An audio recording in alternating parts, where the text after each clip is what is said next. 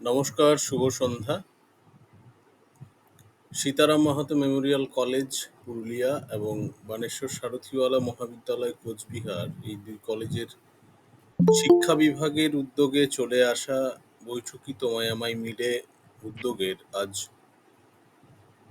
১৬১তম পর্ব। এই পর্বে আমাদের মুখ্য অতিথি এবং আলোচক রূপে রয়েছেন, আমাদের সঙ্গে উপস্থিত হয়েছেন সুদূর ঝাড়খণ্ড রাজ্যের ধানবাদে অবস্থিত বিনোদ বিহারী মাহাতো কয়লাঞ্চল ইউনিভার্সিটির এডুকেশন ডিপার্টমেন্টের অ্যাসিস্ট্যান্ট প্রফেসর ডক্টর কার্তিক পাল স্যার। ওনাকে এই উদ্যোগে আমরা হার্দিক স্বাগত জানাই এবং অভিবাদন ও কৃতজ্ঞতা জানাচ্ছি। আমাদের আমন্ত্রণে উনি সাড়া দিয়েছেন এবং আজকের এই আলোচনা সভায় আলোচনা করার জন্য, একটি বিশেষ বিষয়ে আলোচনা করার জন্য উনি আমাদের মূল্যবান সময় দিয়েছেন। তার জন্য আমরা আন্তরিকভাবে ওনার প্রতি কৃতজ্ঞ।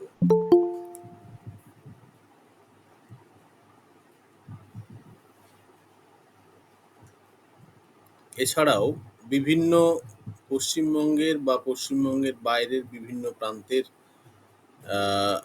বিভিন্ন প্রতিষ্ঠান থেকে যারা আগ্রহের সহিত যুক্ত হয়েছেন আজকের এই আলোচনা সভায়, তাদের প্রত্যেককে দুই কলেজের পক্ষ থেকে এবং এই উদ্যোগের পক্ষ থেকে হার্দিক শুভেচ্ছা, শ্রদ্ধা এবং ভালোবাসা জানাচ্ছি, নমস্কার জানাচ্ছি। আমরা আজকের যে মূল আলোচনা, সেই মূল আলোচনার দিকে এগিয়ে যাব, কিন্তু তার পূর্বে আজকের যিনি আলোচক ওনার সম্পর্কে দু চার কথা বলেই আজকের মূল আলোচনায় স্যারকে আহ্বান জানাবো।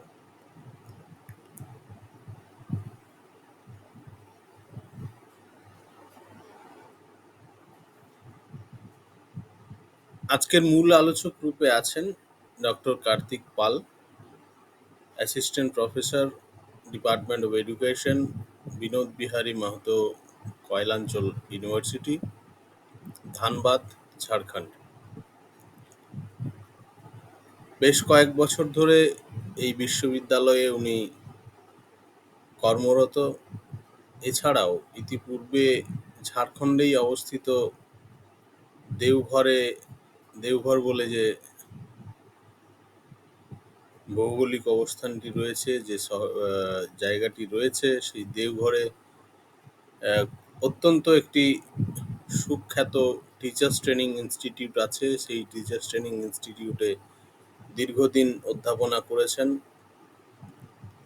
এবং বর্তমানে এই বিশ্ববিদ্যালয়ে কর্মরত আছেন। এছাড়াও বিভিন্ন ভাবে নিজেকে সমৃদ্ধ করার চেষ্টা করে চলেছেন এখনো। ওনার শিক্ষার্থী জীবন উনি কখনোই থামিয়ে দিতে চান না, কারণ যারা নিজেদেরকে শিক্ষার্থীদের মাঝে বিলিয়ে দিতে চান তারা সবসময়ই নিজেকে শিক্ষার্থী হিসেবেই ভাবতে এবং শিক্ষার্থী হিসেবে কাজ করতেই বেশি পছন্দ করেন, যার ফলে উনি নিজের পড়াশোনা এখনো উনি জারি রেখেছেন। বিভিন্ন বিষয়ে উনি ওনার দক্ষতা অর্জন করে চলেছেন।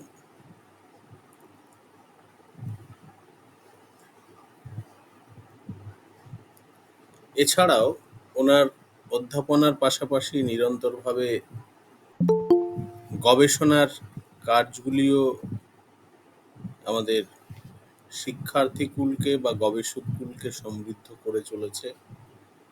বিভিন্ন জাতীয় বা আন্তর্জাতিক পত্রপত্রিকায় ওনার গবেষণা কার্যগুলি প্রকাশিত হয়েছে ইতিপূর্বে এবং হয়ে চলেছে এবং আগামীতেও হবে, এই প্রত্যাশা রেখেই আমি স্যারকে আজকের যে বৈদিক শিক্ষা এবং তার বর্তমান প্রাসঙ্গিকতা এই বিষয়ক যে আলোচনা রয়েছে, সেই আলোচনায় স্যারকে আমি আহ্বান জানাচ্ছি। আমাদের প্রত্যেককে সমৃদ্ধ করার জন্য। স্যার। নমস্কার সকলকে। আমার কথা শোনা শোনা যাচ্ছে কি স্যার? হ্যাঁ স্যার, শোনা যাচ্ছে স্যার। আচ্ছা, সকলকে শুভ সন্ধ্যা। নমস্কার। প্রথম কথা, স্যার বললেন, স্যারেদের এই আলোচনা চক্রে নিজেকে উপস্থিত করতে পেরে আমি খুবই গর্বিত। কেন আমি যখনই আপনাদের 161তম আজ আলোচনা চক্র, আমিও যে ইনস্টিটিউটের সাথে যুক্ত ছিলাম সেখানেও ডিএলএস ডিস্টিংগুইশ লেকচার সিরিজ চলে, কিন্তু 161তম যখনই সংখ্যাটা দেখলাম তখন আশ্চর্য মনে হলো। আপনাদের নিরন্তর প্রয়াস, এই প্রয়াসের মধ্যে আমাকে সংযুক্ত করার জন্য আপনাদের প্রতি আমি কৃতজ্ঞ। তাই সময় বেশি আর আপনাদের যে এই প্রয়াস স্যার, আপনার ছাত্রছাত্রীদের জন্য যদি কিছু আজকে আমি দিতে পারি তারই চেষ্টা আমি করছি। যদি আমার থেকে কিছু উপকৃত হয় তাহলে আমি নিজেকে ধন্য মনে করব। ঠিক আছে, তো অবশ্যই স্যার। সকলকে যথাস্থানীয় আমার সম্মান জানিয়ে আজকে মূল আলোচনা চক্রে প্রবেশ করছি। মূল আলোচনা চক্র যে বৈদিক education and it's present relevance, এই যে আজ আমি বিষয় এটা আমি সিলেক্ট করলাম আমাদের ছাত্রছাত্রীদের জন্য একটা আলোচনার মধ্যে। এটাকে কেউ বিষয় অত্যন্ত গভীর, কিন্তু আমি চেষ্টা করব এই বিষয়টাকে কতটা সহজ সরল ভাবে আমার ছাত্রছাত্রীদের সামনে আমি উপস্থাপন করতে পারি। প্রথমে বিষয় আছে, আজ 21st সেঞ্চুরি মে, আজ আলোচনার বিষয় রূপে আমি বৈদিক শিক্ষাকে গ্রহণ করলাম।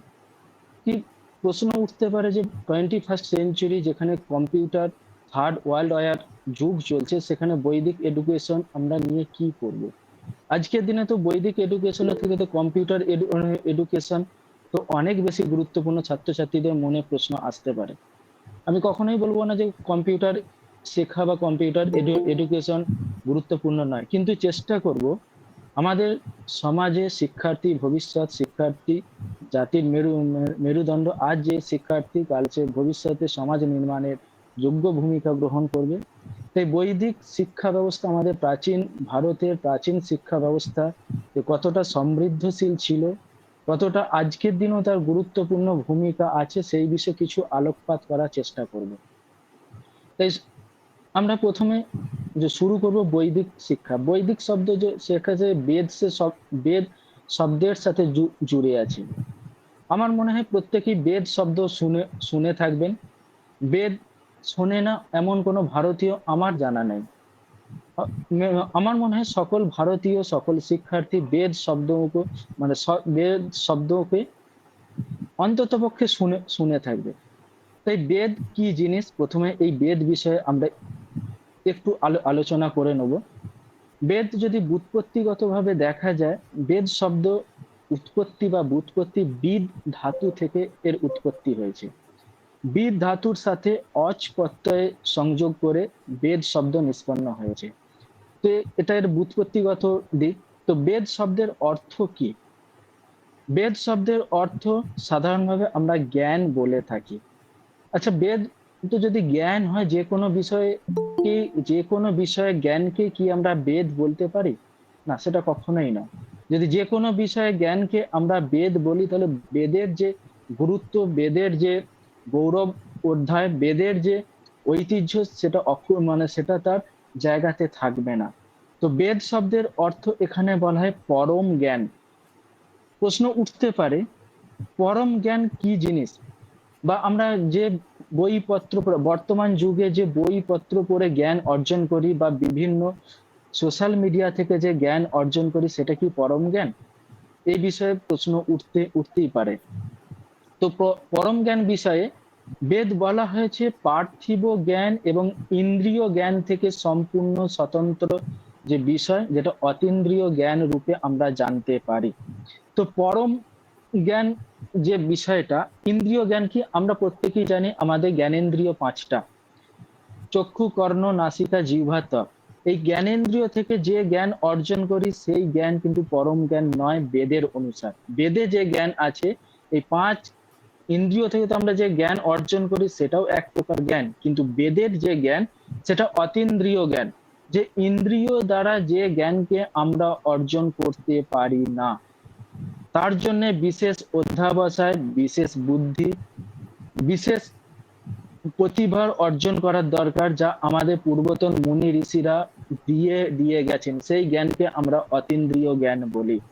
তো অতীন্দ্রিয় জ্ঞান যে শাস্ত্রে উল্লেখ করা আছে, যে শাস্ত্রে লিখিত আছে, যে শাস্ত্রে চর্চা করা হয়েছে, সেই জ্ঞানকে আমরা অতীন্দ্রিয় জ্ঞান বলি। আমরা যদি সোজা ভাষায় বলি, যে জ্ঞান ইন্দ্রিয়ের মাধ্যমেও অর্জন করা যায় না। ইন্দ্রিয় বলতে আমাদের পঞ্চ জ্ঞানেন্দ্রিয় মাধ্যমেও যে জ্ঞানকে আমরা জানতে পারি না বা অর্জন করতে পারি না, সেই জ্ঞানকে আমরা অতীন্দ্রিয় জ্ঞান বলতে পারি। তো এই অতীন্দ্রিয় জ্ঞান যে শাস্ত্র থেকে আমরা লাভ করি, সেই শাস্ত্রকেই আমরা বেদ বলে স্বীকার করি বা বেদ বলে মানি। তো বেদ, প্রশ্ন আসতে পারে যে বেদ বেদ কয় কয় প্রকার? আমরা প্রত্যেকেই জানি যে বেদ সাধারণত আমরা চার বেদের নাম শুনে থাকি। এক ঋগ্বেদ, দুই সামবেদ, তিন যজুর্বেদ, আর এক আছে অথর্ববেদ। এই তিন বেদ আর এই চার বেদ আমরা শুনে থাকি, কিন্তু আমরা আমাদের শ্রুতি বাক্য আছে বা আমরা লোক সমাজে আমাদের প্রচলিত আছে বেদের অপর নাম শ্রুতি, বেদের অপর নাম ত্রয়ী। শ্রুতি মানে, শ্রুতি আমরা যদি সহজ ভাবে ব্যাখ্যা করার চেষ্টা করি, যে বিষয়কে আমরা শুনে শুনে অর্জন করি, সেই জ্ঞানকেই আমরা শ্রুতি জ্ঞান বলি। আমাদের প্রশ্ন উঠতে পারে কিভাবে আমরা শ্রুতি জ্ঞান কি সম্ভব? অবশ্যই সম্ভব। যদি আমাদের ঘরে ছোট বাচ্চাকে আমরা দেখি, প্রত্যেকের ঘরে যদি ছোট বাচ্চাকে যদি আমরা দেখা যায়, যারা যখন ঔপচারিক রূপে বা ফর্মালি যারা পড়াশোনা শুরুই করেনি, তারা কিভাবে কথা বলতে শিখবে, কিভাবে তারা এক একটা বাক্যকে বলে, তারা যেটা শোনে সেটাই তারা বলে। তো শ্রুতি, এই অর্থে বেদকে যে শ্রুতি বলা হয়, তৎকালীন দিনে চার বেদকে তারা শুনে শুনে কণ্ঠস্থ করে নিত। তৎকালীন দিনে আজকের মতো কোনো পাঠ্যপুস্তক ছিল না, কোনো ইলেকট্রনিক্স ডিভাইস ছিল না যেখানে কোনো জিনিসকে মুদ্রিত করে রাখা, বেদকে কোনো লিখিত আকারে বা লিখিত রূপে তৎকালীন দিনে কোনো জানার উপায় ছিল না। তাই বেদকে জানতে হলে শুনে শুনে জানা হতো, শুনতে শুনে শুনে শুনে জানতে হতো। মানে গুরু, যখন আমি পড়াবো গুরু শিষ্য সম্বন্ধে, তখন এই বিষয়টাকে বিস্তৃতভাবে ব্যাখ্যা করবো। যে গুরুর মুখ থেকে শুনে শুনেই বেদকে তারা জানতো, বেদের বিষয়ে তারা শিক্ষা অর্জন করত। তাই এর অপর নাম শ্রুতি। দ্বিতীয়, বেদকে ত্রয়ী বলা হয়।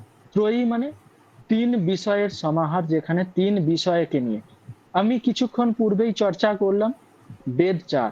আবার এই মুহূর্তে বলছি বেদ ত্রয়ী বা বেদ তিন তিন প্রকার। এখানে তিন প্রকার বেদ যে কথায় বলা হয়েছে, এখানে ঋগ্বেদ, সামবেদ আর যজুর্বেদের কথা বলা হচ্ছে। তাহলে এখানে আমি অথর্ববেদকে কেন আমি নিচ্ছি না ত্রয়ীর মধ্যে? এর কয়েকটা কারণ আছে। প্রথম কারণ, বেদ যে প্রথম তিন প্রকার বেদ আছে, ঋগ্বেদ, সামবেদ আর যজুর্বেদ, এই তিন বেদ তিন প্রকার লক্ষণযুক্ত, তিনটে বিশেষ বিশেষ লক্ষণ এই তিন বেদের সঙ্গে আছে। অথর্ব বেদের কোনো বিশেষ লক্ষণ নেই। যেমন ঋগ্বেদ কি হয়? পদ্যাত্মক, পদ্যের ছলে, পদ্যের রূপে ঋগ্বেদ পাওয়া যায়।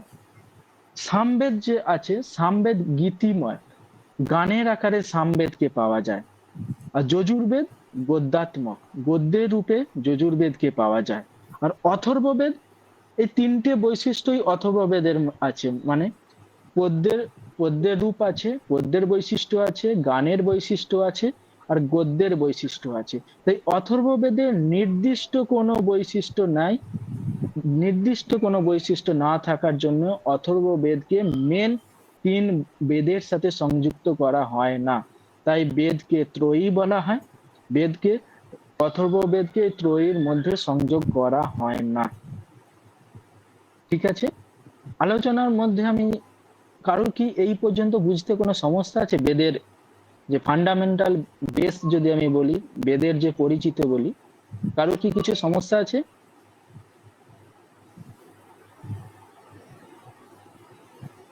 না স্যার, ঠিক আছে। না স্যার। ঠিক আছে। তো এরপরে আমরা শুরু করব বেদের রচনাকাল। কেন আমরা যখন বেদ নিয়ে জানবো, বেদের রচনা কাল, বেদ কবে রচিত হয়েছিল, আমাদের একটু জেনে নেওয়াটা দরকার।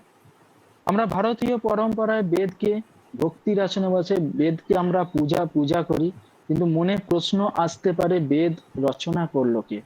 আজকের দিনে যে কোনো গ্রন্থ আমাদের সামনে আছে, আমরা তার রচনাকারের পরিচয় হিসাবে জানতে পারি, কিন্তু বেদের রচনাকার, বেদ কবে রচনা হলো, কে রচনা করলো, কেমন ভাবে রচনা করলো, যা আজকের দিনও এর সমান গুরুত্ব আছে। তো বেদের রচনা কাল হিসাবে বলা যায় বেদ অপৌরসেয়। অপৌরসেয় একটা টেকনিক্যাল টার্ম, মানে এর যদি বাংলা আমরা করি, বেদ কোনো পুরুষের রচনা হতেই পারে না। এখানে পুরুষ নারী অর্থ আমরা আলাদা করবো না, আমরা যদি আরো সাধারণ ভাবে বলি, বেদ কোনো মানুষ রচনা করতেই পারে না। কারণ বেদ এত বৈজ্ঞানিক, এত সায়েন্টিফিক, আজকের দিনে এতটাই এর প্রয়োজন, এত প্রাচীন কালে এর রচনা হয়েছিল যেটা কোনো মানুষের পক্ষে রচনা করা সম্ভব নয়। আমি উদাহরণ হিসাবে একটা কথা বলতে পারি, বেদের যে অপৌরসীয় ব্যাপারটা, নাসা আমরা সকলেই জানি বিজ্ঞানের ক্ষেত্রে এক উল্লেখযোগ্য ভূমিকা যে রাখে নাসা। নাসা আজকের দিনও একটা বিষয়ে রিসার্চ করে চলছে, সে বিষয়টা অতি মানে সাধারণ নয়, যেটা অতি দুষ্কর বিষয়। একটা ফিজিক্স বা যারা সূর্য মহাকাশ নিয়ে গবেষণা করেন, সেখানে বলা হয় যে সূর্য যে পরিক্রম করছে, সূর্যের মধ্যে থেকে যে আলোর বিচ্ছুরণ ঘটছে, সূর্যের মধ্যে কোনো না কোনো বিক্রিয়া তো ঘটছে। যখন বিক্রিয়াটা ঘটে, কোনো প্রক্রিয়া, যখন যারা সায়েন্স স্টুডেন্ট, যারা সায়েন্স পড়েছেন তারা অবশ্যই জানেন, যখন কোনো প্রক্রিয়া বা বিক্রিয়া ঘটে সেখানে কোনো একটা আওয়াজ হয়। সেই আওয়াজ বা সাউন্ডটা কি রকম সাউন্ড হয়, এর উত্তর কিন্তু আমাদের বেদেতে আছে। তৎকালীন দিনে মুনি ঋষিরা এর উত্তর অতি স্পষ্ট ভাবে দিয়েছেন। ওনাদের কথা অনুযায়ী, ওনাদের রচনা অনুযায়ী, ওনাদের চিন্তা ভাবনা অনুযায়ী এর সাউন্ড হয়, আমরা যে ওমকার উচ্চারণ করি, ওম ইস, এই রকম আওয়াজ নাকি সূর্যের মধ্যে ঘটে। আমরা আমরা দেখে থাকবো ওমকার সাধারণত আমরা উচ্চারণ করি সূর্যের দিকে তাকিয়ে, যেটা বৈদিক প্রথা অনুযায়ী নীতি। নাভিতে হাত দিয়ে, নাভির কাছে হাত হাত রেখে সূর্যের দিকে দৃষ্টি রেখে আমরা ওমকার উচ্চারণ করি। এই প্রসঙ্গ একটা কারণ হচ্ছে ওমকার উচ্চারণ আমরা সকলে করতে পারি না। ওমকার উচ্চারণ সেটাই পারফেক্ট যেটা নাভির সাথে যুক্ত থাকে। ওমকার উচ্চারণ করতে গেলে যারা বৈদিক মন্ত্রে পারদর্শী, যারা বৈদিক ঋষি, তারা বলে বলে থাকে নাভির সাথে এই শব্দটা যুক্ত থাকে।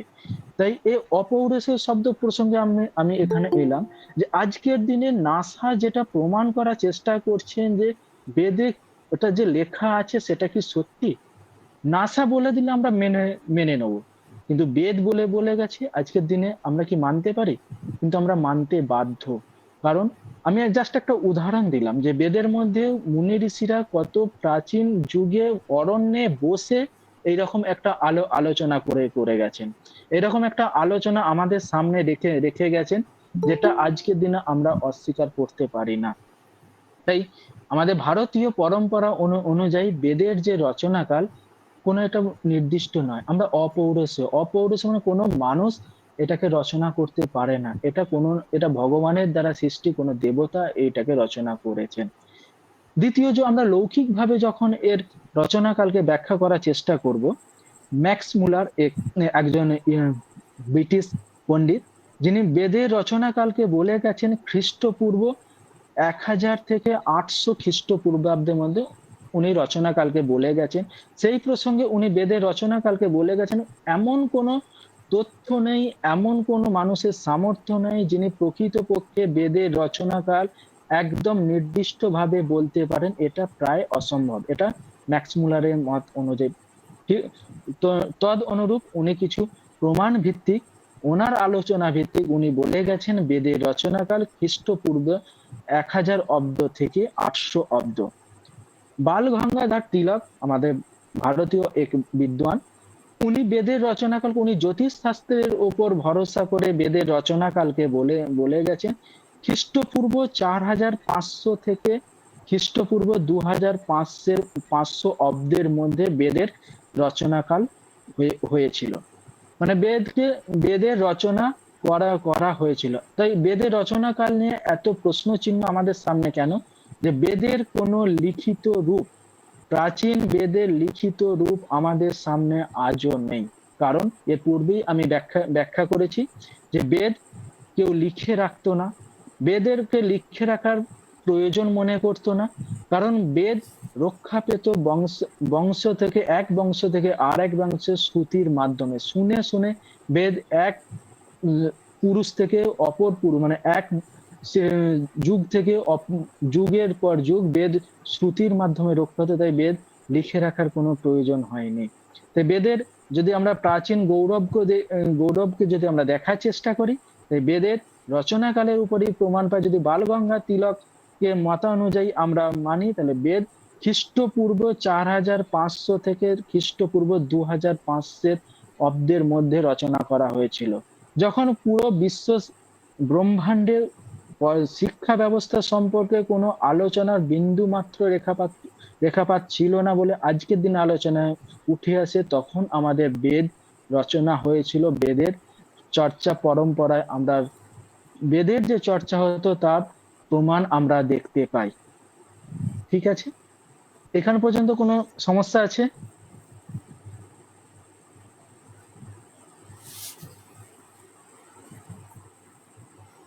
না স্যার।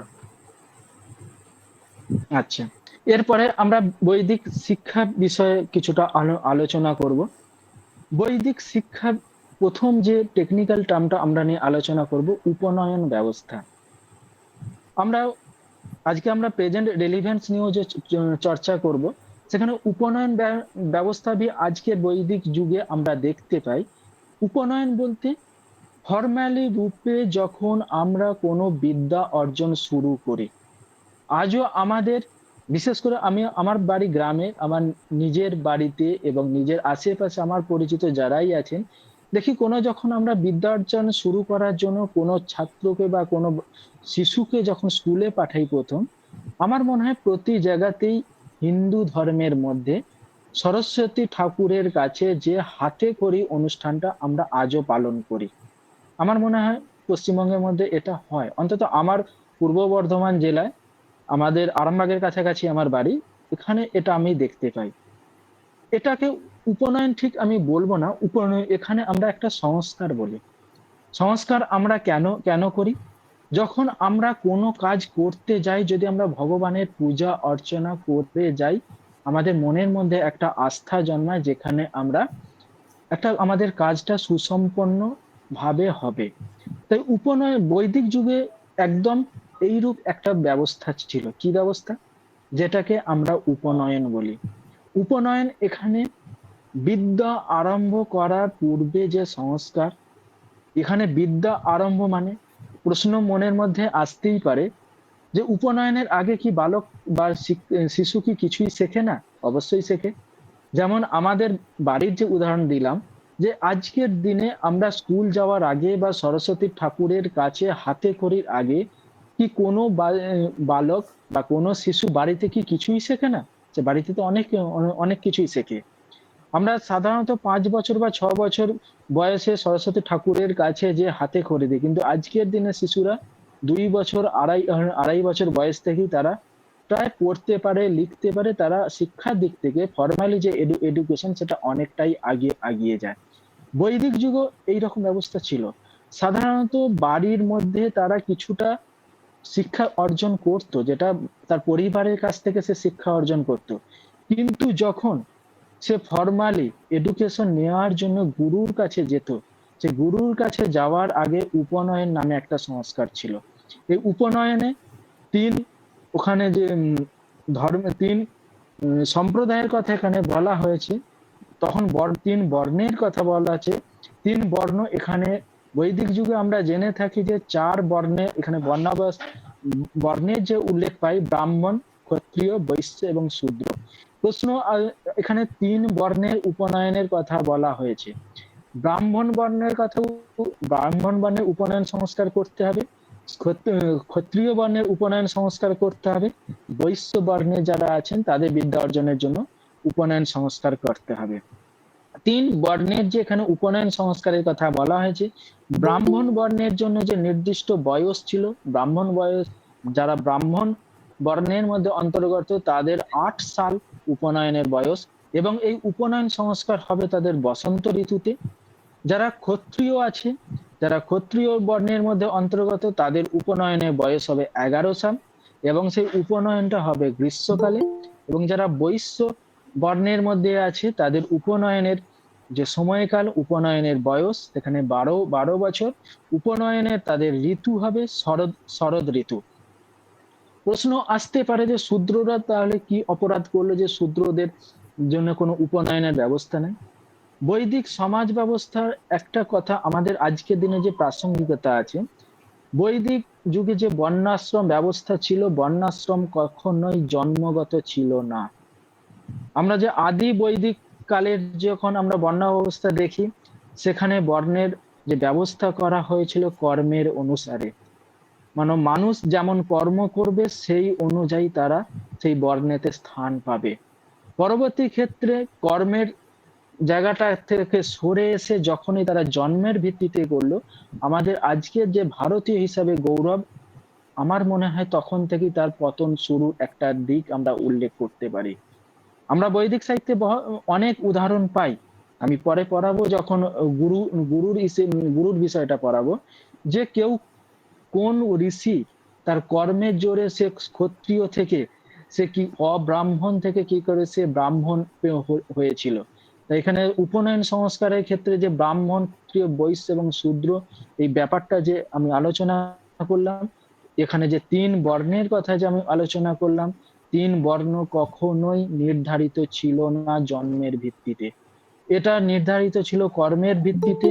তাই কোন সম্প্রদায়, মানে কোনো বালক যে বর্ণের মধ্যে জন্মগ্রহণ করছে হামেশা বা সে সব সময় যে ওই বর্ণের মধ্যে চিরকাল ভাবে থাকবে সেটা নয়, তার কর্ম অনুযায়ী তার বর্ণের মধ্যে পরিবর্তন হবে। ঠিক আছে, এরপর যখন আমরা উপনয়ন সংস্কারের পর যখন শিশু মানে ঔপচারিক রূপে বা ফর্মালি যখন গুরুকুলে যায়, গুরুকুল ব্যবস্থা কি কি রকম ছিল? শিক্ষার অর্জনের জন্য বাচ্চাকে বা শিশুকে গুরুর কাছে যেতে হতো, যেটাকে আমরা গুরুকুল ব্যবস্থা বলি। গুরুকুল ব্যবস্থায় প্রথমে যে বাচ্চা যেত সবার আগে তাকে বাড়ি ত্যাগ করতে হতো।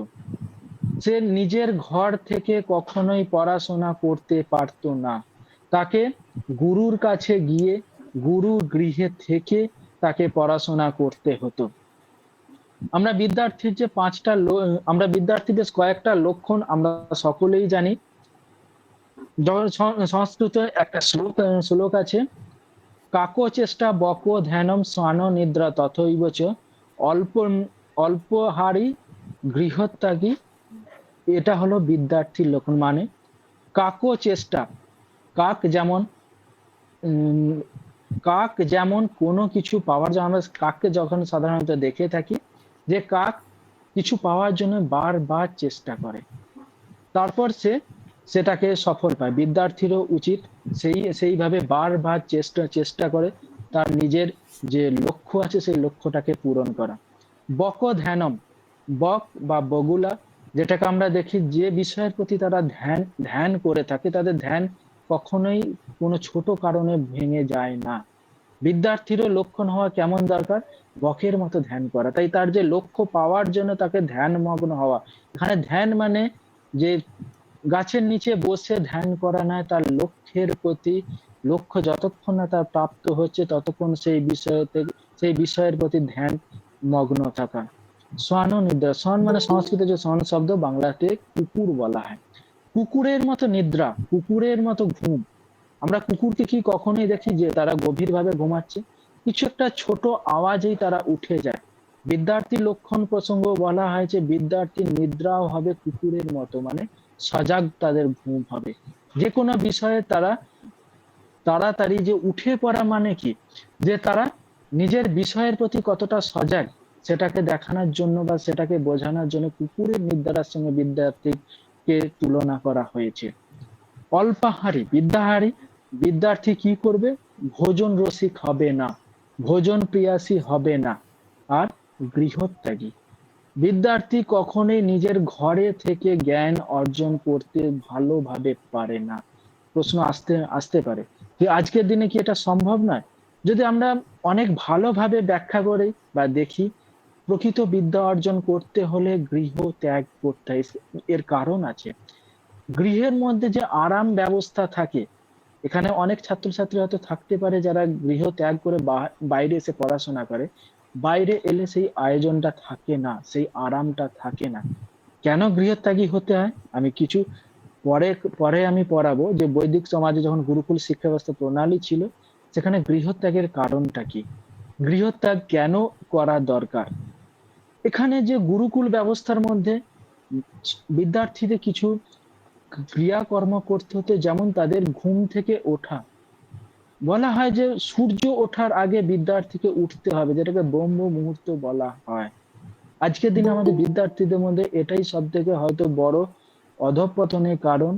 আজকের দিনে কতজন বিদ্যার্থী সূর্য ওঠার আগে আঠে। আমাদের একটা বাংলায় প্রচলিত আছে যে যদি তুমি জীবনে সফলতা পেতে চাও, তুমি নিজে আগে ওঠো, সূর্য ওঠাকে তুমি দেখো। আর যে বিদ্যার্থী সূর্য উঠে গেছে তারপর ওঠে, মানে সূর্য যদি বিদ্যার্থীকে উঠতে দেখে, তাহলে কিন্তু বিদ্যার্থীর উন্নতির সম্ভাবনা কম। আমরা যে গুরুকুল ব্যবস্থা বলছি, গুরুকুল ব্যবস্থায় বিদ্যার্থীর ঘুম থেকে ওঠার যে ব্যবস্থা ছিল, তাকে ব্রহ্ম মুহূর্তে মানে সূর্যাস্তে ওঠার আগে তাকে উঠতে হবে। আর গুরুকুল কোথায় থাকতো? প্রত্যন্ত গ্রামে। গুরুকুল ব্যবস্থা অরণ্যের মধ্যে গড়ে গড়ে উঠতো। কারণ আজকে আমরা বলি যে প্রকৃতির মধ্যে থেকে শিক্ষা নেয়া, যে বই আমাদেরকে কিছু শেখাতে পারে না। আমরা বলি যে প্রকৃতি আমাদেরকে সবকিছু শেখায়। দর্শনের পরিভাষায় প্রকৃতিবাদী যখন আমরা পড়বো, সেখানে অনেক বলা আছে যে প্রকৃতি আমাদের সবকিছু শেখায়। উদাহরণ রূপে কি, আমরা প্রকৃতিকে জানতে চাই, এই বিশ্বকে জানতে চাই, পৃথিবীকে জানতে চাই। এনাদের কথা অনুযায়ী ঋষিকুল বা বিদ্যালয় যদি প্রকৃতির কোলে গড়ে ওঠে, আমাদের শিক্ষা ব্যবস্থা বা আমাদের শিক্ষা অর্জন, আমাদের বিদ্যা অর্জন অনেক সহজলভ্য হয়ে ওঠে। তাই প্রাচীন বৈদিক যুগে আমরা দেখি ম্যাক্সিমাম ঋষিকুল বা ম্যাক্সিমাম প্রায় সব যে গুরুকুল ব্যবস্থা, সেটা গ্রামে গড়ে উঠেছিল, প্রত্যন্ত গ্রামে এবং অরণ্যের মধ্যে। অরণ্যের মধ্যে গড়ে ওঠার ফলে এর একটা সুবিধা কি ছিল, এখানে যে পরিবেশ ছিল আধ্যাত্মিক পরিবেশ। প্রশ্ন উঠতে পারে, আধ্যাত্মিক পরিবেশ কি শহরের মধ্যে গড়ে ওঠা সম্ভব নয়? এক প্রকার প্রায় অসম্ভব। প্রকৃতি যতটা সহজভাবে একটা পরিবেশকে গড়ে তুলতে পারে, সেখানে একটা শহরের এই এত ব্যস্ততার মাঝে অসম্ভবের বরাবর হতে পারে। আধ্যাত্মিক আমরা কাকে বলবো? আধ্যাত্মিক নিজের আত্মার সঙ্গে পরমাত্মার যে যোগ সাধনের মাধ্যম, সেটাকে আমরা আধ্যাত্মিক বলি। আমার মানে চিন্তন অনুযায়ী মন্দির বা মসজিদে গিয়ে ভগবানের সামনে ঘন্টার পর ঘন্টা বসে থাকলে যে আধ্যাত্মিক হওয়া যায়, সেটা কিন্তু নয়। নিজেকে আত্মার সঙ্গে পরমাত্মা যদি যদি জুড়তে না পারি, তাহলে আধ্যাত্মিক আমি করতে পারি না। মন্দির মসজিদে যে যদি বসে থাকলে যদি আধ্যাত্মিক হওয়া যেত, তাহলে আজকের দিনে আমরা মন্দির মসজিদে যারাই যায় তাদেরকে আধ্যাত্মিক বলে মানতে পারি, কিন্তু সেটা নয়। আধ্যাত্মিক হওয়ার জন্য ধ্যান একটা বিষয়। ধ্যান সে আমি ঠাকুরের সামনে যেও করতে পারি, আমি অরণ্যে বসেও করতে পারি, কিন্তু ধ্যান করার জন্য একটা নির্দিষ্ট পরিবেশের দরকার। ঋষিকুল বা গুরুকুলের মধ্যে যেটা অরণ্যের মাঝে গুরুকুল ব্যবস্থা গড়ে উঠতো, সেটার পক্ষে বিদ্যার্থীর আধ্যাত্মিক পরিবেশটা পাওয়া অনেক সহজলভ্য ছিল। যার ফলে সে তার নিজের কাজকে, নিজের অভীষ্ট সাধনকে সিদ্ধি করার জন্য, আর লক্ষ্যকে পাওয়ার জন্য সে নিজেকে দ্রুত তৈরি করতে পারত। যদি পরিবেশ আমাদের কাছে ঠিক মতো না হয়, তাহলে আমি আমার লক্ষ্যতে পৌঁছাতে পারবো না। এখানে প্রশ্ন উঠতে পারে যে সবারই লক্ষ্য কি ভগবানকে পাওয়া? নাও হতে পারে। নিজের বিদ্যাকে অর্জন করতেও একটা আধ্যাত্মিক পরিবেশের দরকার। পরের প্রশ্ন আসতে পারে, এর উদাহরণ কিছু আছে, যেমন বাল্মীকির আশ্রম তমসা নদীর তীরে গড়ে উঠেছিল, ভরদ্বাজের আশ্রম গঙ্গা নদীর তীরে গড়ে উঠেছিল। আমরা যদি প্রাচীন গুরুকুল ব্যবস্থার কথা বলি, তখন তো কোনো শহর ব্যবস্থাই ছিল না। আমরা দেখে থাকবো কোনো না কোনো নদী বা জঙ্গল বা গ্রামের মধ্যে এই আশ্রমগুলি গড়ে উঠেছিল। যদি আমরা বিশ্ববিদ্যালয়ের কথা বলি, একটা ইনফরমেশনের জন্য, যে সব থেকে প্রাচীন বিশ্ববিদ্যালয়ের নাম আমরা শুনে থাকি তক্ষশিলা বিশ্ববিদ্যালয়। আজকের দিনে যদি বলা যায় যে বড় বড় ইউনিভার্সিটির নাম কি? আমাদের সামনে আমাদের বাইরের ইউনিভার্সিটির নাম সবার আগে মনে আসে কি? আমরা বলি অক্সফোর্ড বলি, কেমব্রিজ বলি, হার্ভার্ড বলি, কিন্তু আমাদের ভারতীয় ঐতিহ্যকে আমরা ভুলে যাই।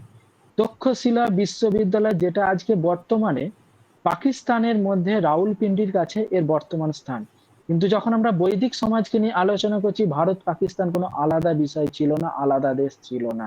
তক্ষশিলা বিশ্ববিদ্যালয় প্রাচীন বৈদিক যুগের এক প্রাচীন বিশ্ববিদ্যালয়ের নমুনা রূপে আমাদের সামনে আজ উপস্থিত। তো এরপরে যে আমি যে বিষয়ে আলোচনা করব, সেটা হলো গুরু। যে বিশ্ববিদ্যালয়ে পড়লাম, আশ্রম পড়লাম, এবার এখানে পড়াবে কে? পড়ানোর জন্য আমরা গুরু শব্দকে জানি। গুরু এখানে তিনটে ভাগে সাধারণত ভাগ করা থাকতো: একটা আচার্য, একটা উপাধ্যায়, আর একটা গুরু।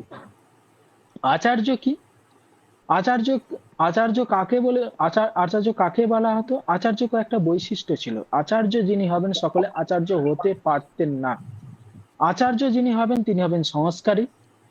এখানে সংস্কারী শব্দের মানে কি? আমরা যারা সনাতন হিন্দু ধর্মে বা যে যে ধর্মতেই মানে জন্মগ্রহণ করুন, প্রত্যেক ধর্মেরই কোনো না কোনো সংস্কার আছে। আমরা মানব হিসাবে যখন জন্মগ্রহণ করেছি, গর্ভাধান থেকে মানে আমাদের মাতৃগর্ভে আসার আগে থেকে মৃত্যুর প্রায় 1 সাল পর প্রত্যেক ধর্মেরই এক মানুষকে তাকে বিভিন্ন সংস্কারের মধ্য দিয়ে যেতে হয়। সংস্কার সংস্কৃত সাহিত্যকে ভালোভাবে ব্যাখ্যা, আমি ডিটেলসে যাচ্ছি না যে সংস্কার কাকে বলে। বিভিন্ন ধর্মের বিভিন্ন রকম সংস্কার আছে, কিন্তু সনাতন বৈদিক ধর্মে সংস্কারী হতে হবে। গুরু যে হবে তাকে একদম সংস্কারী পরায়ণ হতে হবে। দ্বিতীয়, ব্রহ্মচারী হতে হবে, মানে সে কোনো গার্হস্থ্য জীবনে সে প্রবেশ করতে পারবে না, সে ব্রহ্মচারী হবে। এবং সৎ আচরণ শিক্ষা প্রদানকারী হবে, এবং ওনার যে শিক্ষা ব্যবস্থার প্রধান উদ্দেশ্য থাকবে বা মানে নিজের ছাত্রকে সৎ আচরণ, ভালো আচরণ, ভালো ব্যবহারের এক শিক্ষা দিয়া। এটা আমি কেন তখনকার দিনে এত উন্নত ছিল? আজকের দিনে আমরা শিক্ষা ব্যবস্থা থেকে আমি আমার ছাত্রকে যখন পড়াই, আমি আমার ছাত্রকে পড়াই না। আমি কাকে পড়াই? আমি সিলেবাসকে পড়াই। আমার আমার ডিউটি বা আমার রেসপন্সিবিলিটি কি? সিলেবাসকে সিলেবাসকে কমপ্লিট করা, আর এটাই আমার ডিউটি। কিন্তু কেননা আমাদের শিক্ষা ব্যবস্থার মধ্যে আমাদের টিচারের হাতে সিলেবাস, স্টুডেন্টের হাতে সিলেবাস, টিচার আর স্টুডেন্টের মাঝে সম্পর্ক কি? ওই সিলেবাস। তাই প্রধান উদ্দেশ্য আজকের দিনে কি হয়ে গেছে?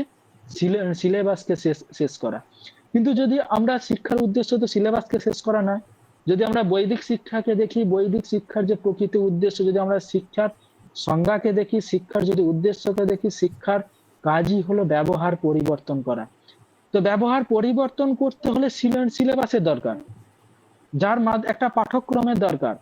এই কারিকুলাম বা সিলেবাসের মাধ্যমে আমরা বাচ্চা বা ছাত্রের ব্যবহার পরিবর্তন করি। কিন্তু আজকের দিনে আমাদের উদ্দেশ্যটা অনেকটাই পরিবর্তন হয়ে গেছে। এই সিলেবাস বা পাঠ্যক্রমের মাধ্যমে আমি আমার ছাত্রকে কিভাবে বেশি পার্সেন্টেজ বা মার্কস কিভাবে বেশি পাবো, সেটা উদ্দেশ্য হয়ে গেছে। কিন্তু বৈদিক যুগে যারা আচার্য ছিল, ওনাদের উদ্দেশ্য ছিল সৎ আচরণের শিক্ষা প্রদান করা। যে নিজের ছাত্রকে, নিজের শিষ্যকে কখনোই বেশি মার্কস পাওয়ানোর উদ্দেশ্য তাদের ছিল না। তাদের উদ্দেশ্য ছিল কি? নিজের ছাত্র বা নিজের শিষ্যকে কিভাবে ভালো আচরণ শেখানো। তাই যিনি আচার্য হবেন, উনি সর্বদা নিজের শিষ্যকে ভালো আচরণ শেখাবেন। আর পরবর্তী ক্ষেত্রে আছে আচার্য পর উপাধ্যায়। উপাধ্যায় এখানে বলা হয় যে উনি অধ্যাপনা, মানে উনি টিচিং করবেন, উনি পাঠ পড়াবেন। এখানে যখন আমরা আচরণ থেকে কিছুটা সরে এলাম, পাঠের প্রতি নির্ভরশীল হয়ে গেলাম। পাঠ কতটা পড়াবেন? বেদের কোনো একটা ভাগকে উনি পড়াবেন। আচার্য উনি সব পড়াতেন। আচার্য সব পড়াতেন। একটা নিজের শিষ্যকে যখন নিজের গুরুকুলের মধ্যে রাখতেন, সকাল থেকে রাত পর্যন্ত এক বছর নয়, 2 বছর নয়, যতদিন সে বিদ্যা অর্জন করবে ততদিন শিষ্য গুরুর কাছে থাকবে। গুরুর কাছে থেকে সে নিজের পড়াশোনা করবে, যখন যখন সমাবর্তন পড়াবো, এই ডিটেলসটা পড়াবো, গুরু যখন তাকে সমাবর্তন দেবে তখন সে নিজেকে বিদ্যা অর্জন হয়ে গেছে এইরূপ মনে করে সে নিজের গৃহেতে আসবে। এর কারণটা কি? এর কি যখন কোনো ছাত্র বা কোনো শিষ্য গুরুর কাছে থাকবে, কি সে 24 ঘন্টা সারা বছর সে একই একই জিনিস নিয়ে শিক্ষা গ্রহণ করবে? সবসময় গুরু তাকে পড়াবে আর সে শুনতে যাবে? সে শিক্ষা নয়। এখানে শিক্ষা আছে কি, দিনের কিছুটা সময় সে গুরুর কাছ থেকে শিখবে, বাকি সময় জীবনে কিভাবে নিজেকে চলতে হয় সেই শিক্ষা গুরু তাকে দেবে। কারণ যদি আমরা বলে থাকি যে গুরুগৃহে থাকাকালীন নিজের খাবারটা নিজেকে জোগাড় করতে হবে, ভিক্ষাবৃত্তি বলা আছে। গুরুর যাবতীয় কাজ সে শিষ্যকে করতে হতো। এক কথায় জীবনে কিভাবে বাঁচতে হয় সেই শিক্ষা আচার্য গুরুকে দিত, উপাধ্যায়ও দিত। কিন্তু উপাধ্যায়ের এখানে যে কিছুটা বৈশিষ্ট্য ছিল, উপাধ্যায় সব বেদকে পড়াতো না, বেদের একটা ভাগকে উপাধ্যায় পড়াতো। আর পরবর্তী ক্ষেত্রে যে গুরু আছে, গুরু বর্তমান শিক্ষক শব্দের সমানার্থক আমরা বলতে পারি। মানে গুরু শিষ্যকে সর্বদা উপদেশ দেয়। যদি আমরা এই তিনজনের উদাহরণ দিই, আচার্যকে, উপাধ্যায়কে, গুরুকে। আচার্যর উদাহরণ আমরা বিশ্বামিত্র, যিনি অব্রাহ্মণ ছিলেন, পরে উনি ব্রাহ্মণত্ব নিজের কর্মের এতে পেয়েছিলেন। ভরদ্বাজ, বশিষ্ঠ, অত্রি এরা আচার্য পর্যায়ে মানে গুরু হিসেবে আমরা মানি। উপাধ্যায় কে ছিলেন অভিজ্ঞান শকুন্তলমে আমরা ঋষি কর্ণকে দেখি, যিনি উপাধ্যায় হিসাবে পরিচিত ছিলেন। আর গুরু হিসাবে মহাভারতের দ্রোণাচার্যকে দেখি, যিনি গুরু হিসাবে, উনি গুরু হিসাবে ওনাকে আমরা ওনার পরিচয়টা পাই। ঠিক আছে, এখানে পর্যন্ত কারো কিছু সমস্যা আছে?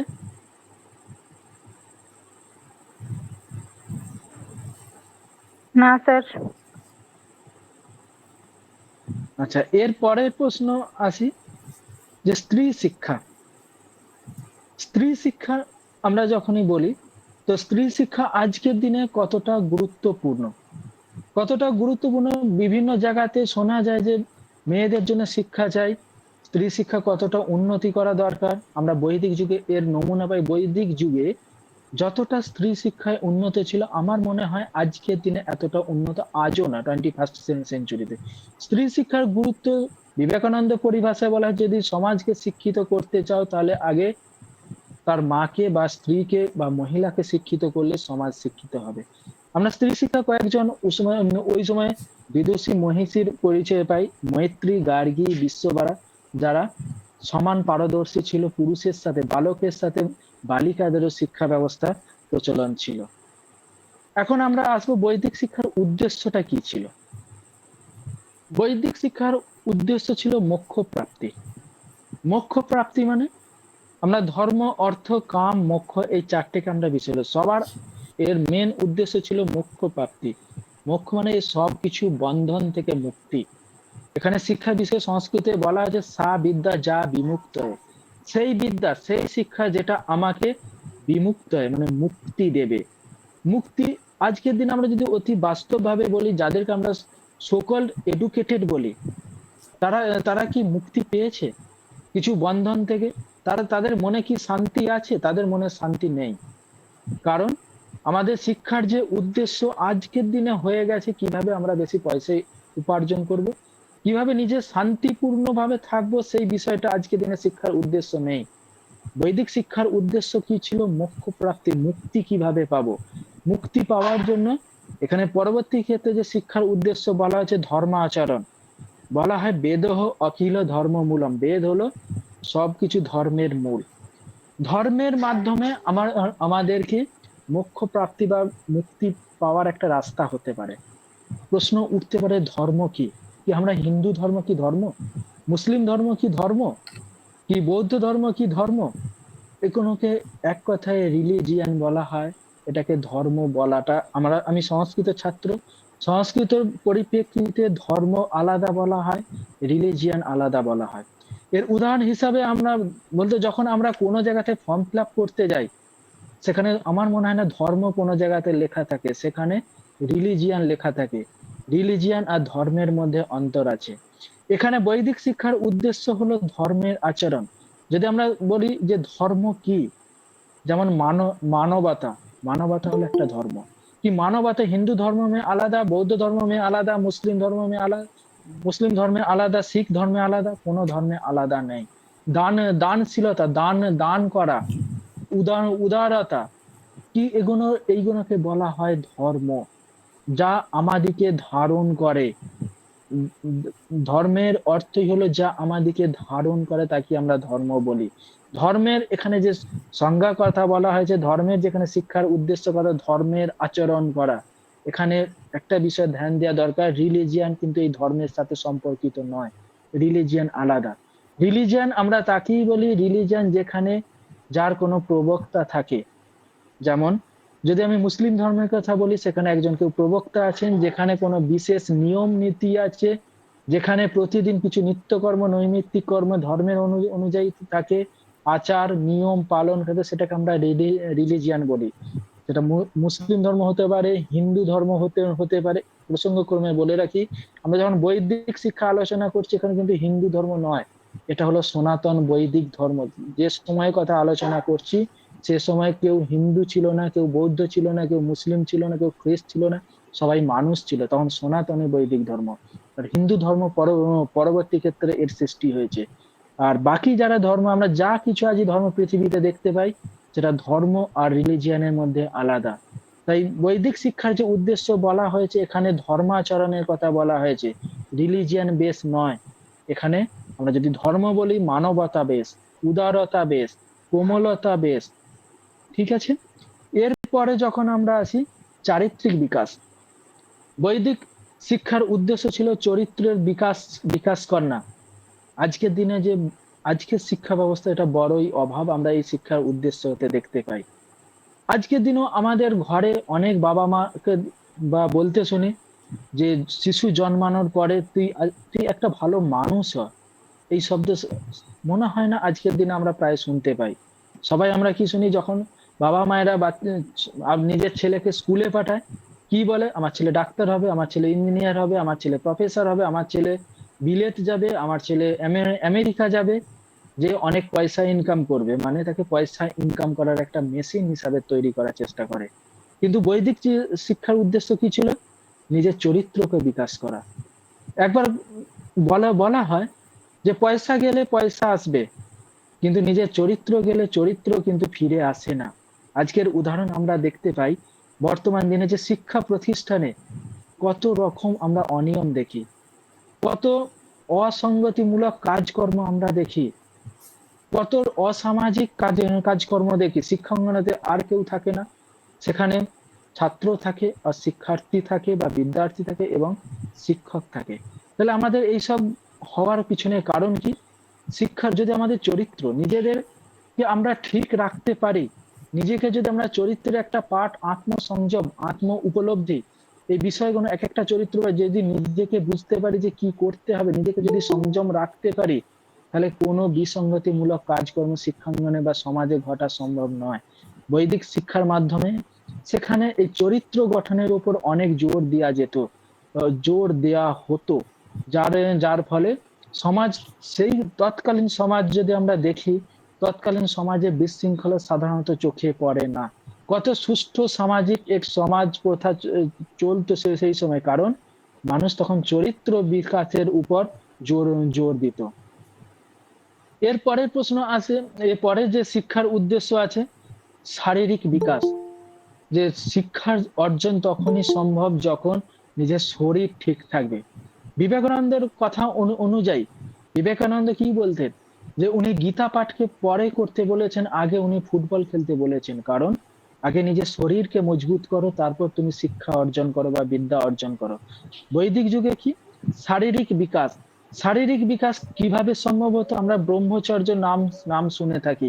ব্রহ্মচর্য শুধু ধ্যান করার একটা পাঠ, ব্রহ্মচর্যের মাধ্যমে শারীরিক বিকাশ সম্ভব হতো। এরপর আসি আমরা শিক্ষার উদ্দেশ্যকে সাধন করার জন্য কারিকুলাম বা পাঠ্যক্রমের একটা প্রয়োজন ছিল। বৈদিক শিক্ষায় দুই রকম পাঠ্যক্রম ছিল, একটা পরাবিদ্যা আর একটা অপরাবিদ্যা। এখানে বলে রাখি, এখানে থিওরিও যেমন চলতো, প্র্যাকটিক্যালও চলতো।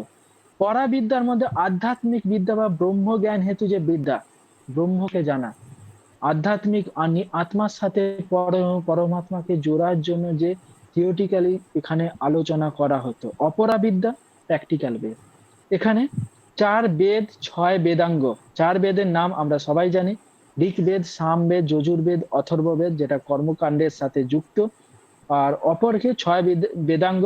এই বেদকে বোঝার জন্য বা বেদকে প্র্যাকটিস করার জন্য, বেদকে ভালোভাবে জানার জন্য 6 বেদাঙ্গের কথা উল্লেখ আছে: শিক্ষা, কল্প, ব্যাকরণ, নিরুক্ত, ছন্দ, জ্যোতিষ। 6 বেদাঙ্গের কথা, যেটা নিয়মিত প্র্যাকটিস হতো। তাছাড়াও ধনুর্বিদ্যা, জ্যোতির্বিদ্যা, যে প্র্যাকটিক্যাল দিক আমরা দেখতে পাই, অপরা বিদ্যার মধ্যে আলোচনা করা হতো। এখান পর্যন্ত কি কারোর কোনো সমস্যা আছে,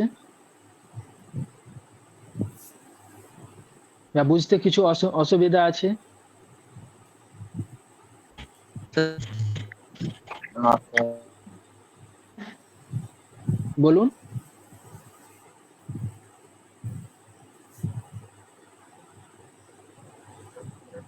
না স্যার, অসুবিধা নেই।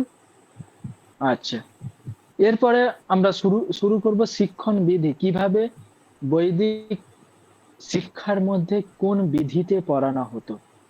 প্রথমেই আসি ব্যাখ্যা বিধি। কোন বিষয়কে যখন গুরু তার নিজের শিষ্যকে পড়াতো, সে ব্যাখ্যা করত, বিস্তৃতভাবে ব্যাখ্যা করত, যাতে তার কোনো বোঝার সমস্যা না হয়।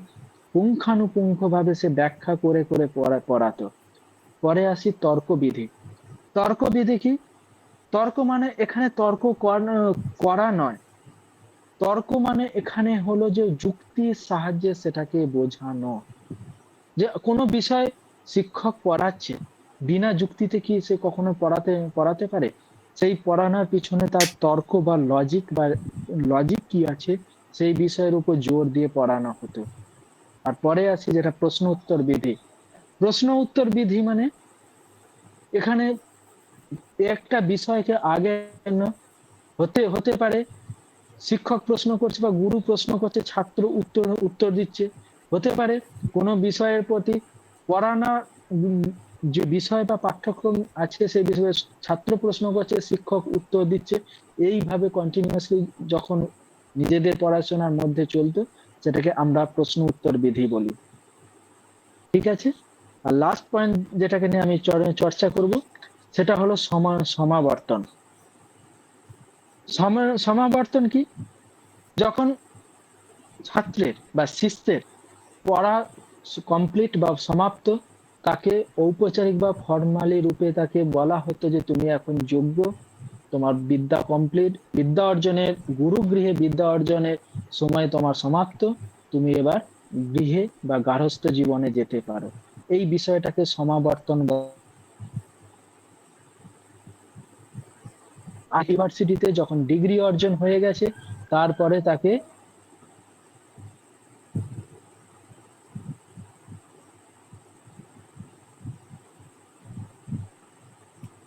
14 সালের পর সমাবর্তন দেয়া হতো।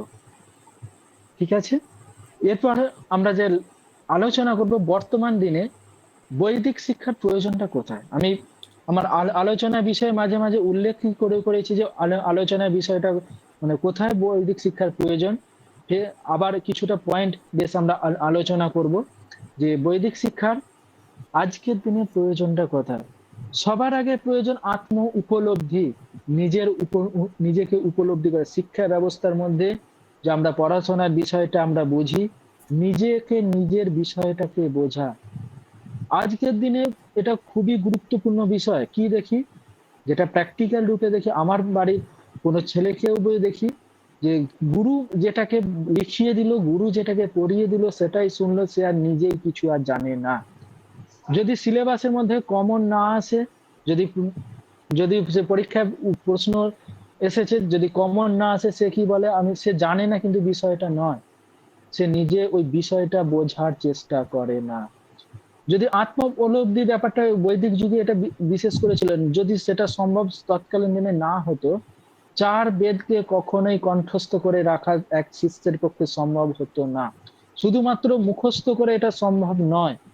যদি আত্ম উপলব্ধি না হয়, নিজের বোঝার ক্ষমতা যদি না থাকে, তাহলে কখনোই চার বেদকে সে মুখস্থ বা আয়ত্ত করতে পারবে না।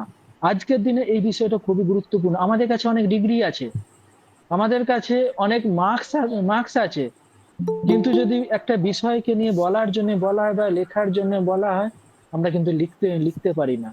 আমরা আমরা কিন্তু বেশি বলতে পারি না। এর কারণ আমরা বিষয়টাকে ভালোভাবে আমাদের বোঝাই হয়নি, আমরা বোঝার চেষ্টাই করি না। এই বর্তমান শিক্ষা ব্যবস্থায় যখন কোনো বিষয়কে আমরা পড়ি, যখন কোনো বিষয়কে আমরা জানার চেষ্টা করি, আত্ম উপলব্ধি ব্যাপারটা দরকার। আত্ম উপলব্ধি তখনই আসে যখন নিজেকে বুঝতে হবে এই বিষয়টা আমার বোঝার জন্য। যদি আমি না বুঝি, নিজে থেকে যদি না বুঝি, তাহলে কিন্তু এই বিষয়টা আমার আত্মস্থ হবে না। যেটা আমার আমার পক্ষে যদি আত্মস্থ না হয়, তাহলে এই বিষয়টা আমার আমার ক্ষেত্রে ভারাক্রান্ত হবে। আমরা রবীন্দ্রনাথ ঠাকুরের পরিভাষায় বলতে পারি, তখনই আমাদের শিক্ষাকে আমরা বহন করে চলিলাম, বাহন করিতে পারিলাম না। যদি আমরা আত্ম উপলব্ধি আমাদের ব্যাপারটা না আসে, শিক্ষা আমাদের কাছে বোঝা বোঝা স্বরূপ হয়ে যাবে। আমরা শিক্ষাকে নিয়ে কাজ করতে পারবো না, শিক্ষাকে আমরা বাহন করিতে পারবো না, শিক্ষাকে কেবলমাত্র আমরা বহন করিব। এরপরে আসে যে গুরু শিষ্য সম্পর্ক। বর্তমান দিনে আজকের দিনে গুরু শিষ্য সম্পর্ক প্রাইমারি থেকে শুরু করে হায়ার এডুকেশন বা ইউনিভার্সিটি, যে কোনো লেভেলের আমরা শিক্ষা ব্যবস্থার মধ্যে দেখি গুরু শিষ্য সম্পর্ক কতটা তলানিতে গিয়ে পৌঁছেছে। আজকের দিনে কোনো শিষ্য কোনো গুরুকে শ্রদ্ধা করে না। আমি কোনো শিষ্য বলাটা হয়তো অত্যুক্তি হয়ে যাবে, প্রায় শিষ্য বা ছাত্র গুরুর প্রতি শ্রদ্ধা ভাব থাকে না। অপর অপর অপর ভাবে যে যে যিনি শিষ্য বা যিনি শিক্ষক, তিনি তার ছাত্রকে কতটা বোঝার চেষ্টা করেন, এই ব্যাপারটা কিন্তু অনেকটাই দুর্লভ হয়ে গেছে, যার প্রভাব আমাদের শিক্ষা ব্যবস্থার মধ্যে পড়ে। শিক্ষা ব্যবস্থার মধ্যে যদি গুরু শিষ্যের মধ্যে একটা ভালো সম্পর্ক না থাকে, তাহলে সেটা কিন্তু সম্ভব নয়। এই কারণ একটাই, যে গুরু শিষ্য সম্পর্কে আজকের দিনে যিনি শিক্ষক, তিনি বাচ্চাকে বা নিজের ছাত্রকে পড়ানোর চেষ্টা করেন না, বা তার উপায় নেই, তার কাছে নিয়ম নেই, তার তার কাছে সেই আদেশ নেই যে ছাত্রকে পড়ানো, তার কাছে আদেশ কি আছে সিলেবাসকে ভালোভাবে পড়ানো। তাই ভক্তি শ্রদ্ধা একজন যদি একজন ছাত্রকে গুরু তার আচরণের মধ্যে পরিবর্তন করতে না পারেন শিক্ষার মাধ্যমে, তাহলে সেই ছাত্রের কাছ থেকে এই সম্মানটাও আশা করাটা অনেকটাই কষ্টকর। আমি একদম নেই বলবো না, কিন্তু এর সংখ্যা, এই গুরু শিষ্যের ভালো সম্পর্কের সংখ্যা কিন্তু বর্তমান দিনে খুবই কম। তাই বৈদিক শিক্ষার থেকে আমাদের শিক্ষা নিতে হবে। যদি আমাদের শিক্ষা ব্যবস্থা, যদি আমাদের সমাজকে আগিয়ে নিয়ে যেতে হয়, নিজেদের যদি উন্নতি করতে, তাহলে গুরু শিষ্যের মধ্যে এক ভালো সম্পর্ক তৈরি করতে হবে। এর পরে প্রয়োজন। পল্লবী রায় কিছু বলছেন?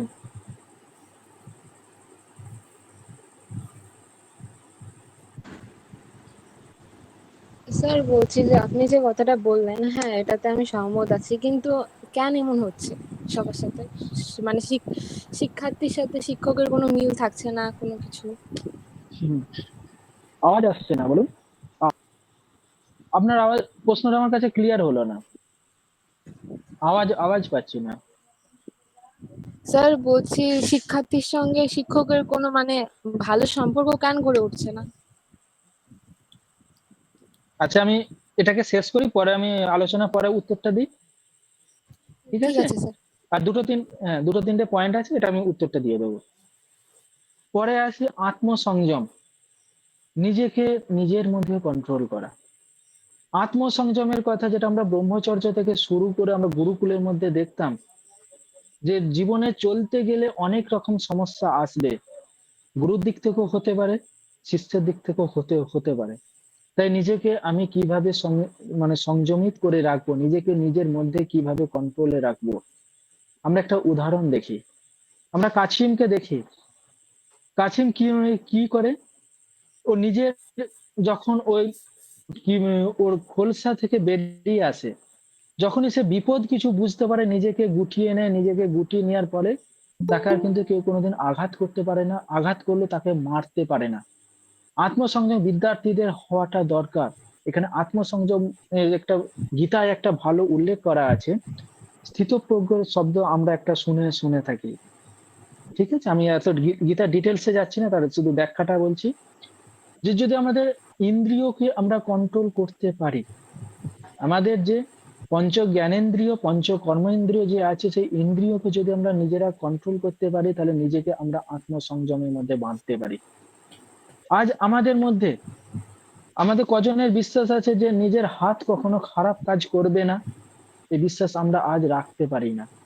নিজের চোখ কখনো খারাপ জিনিস দেখবে না, এটা আমরা কিন্তু বিশ্বাস করতে পারি না, নিজের উপর সেই ভরসাটা আমাদের নেই। নিজের কান কখনো খারাপ শব্দ শুনবে না, আজ আমাদের সেই সংযমটা নেই। এর কারণ প্রশ্ন আসতে পারে কি খারাপ শব্দ এই পরিবেশের মধ্যে অনেক তো ভেসে বেড়ায়, কি আমাদের কান কিভাবে সেটাকে মানে রিজেক্ট করবে?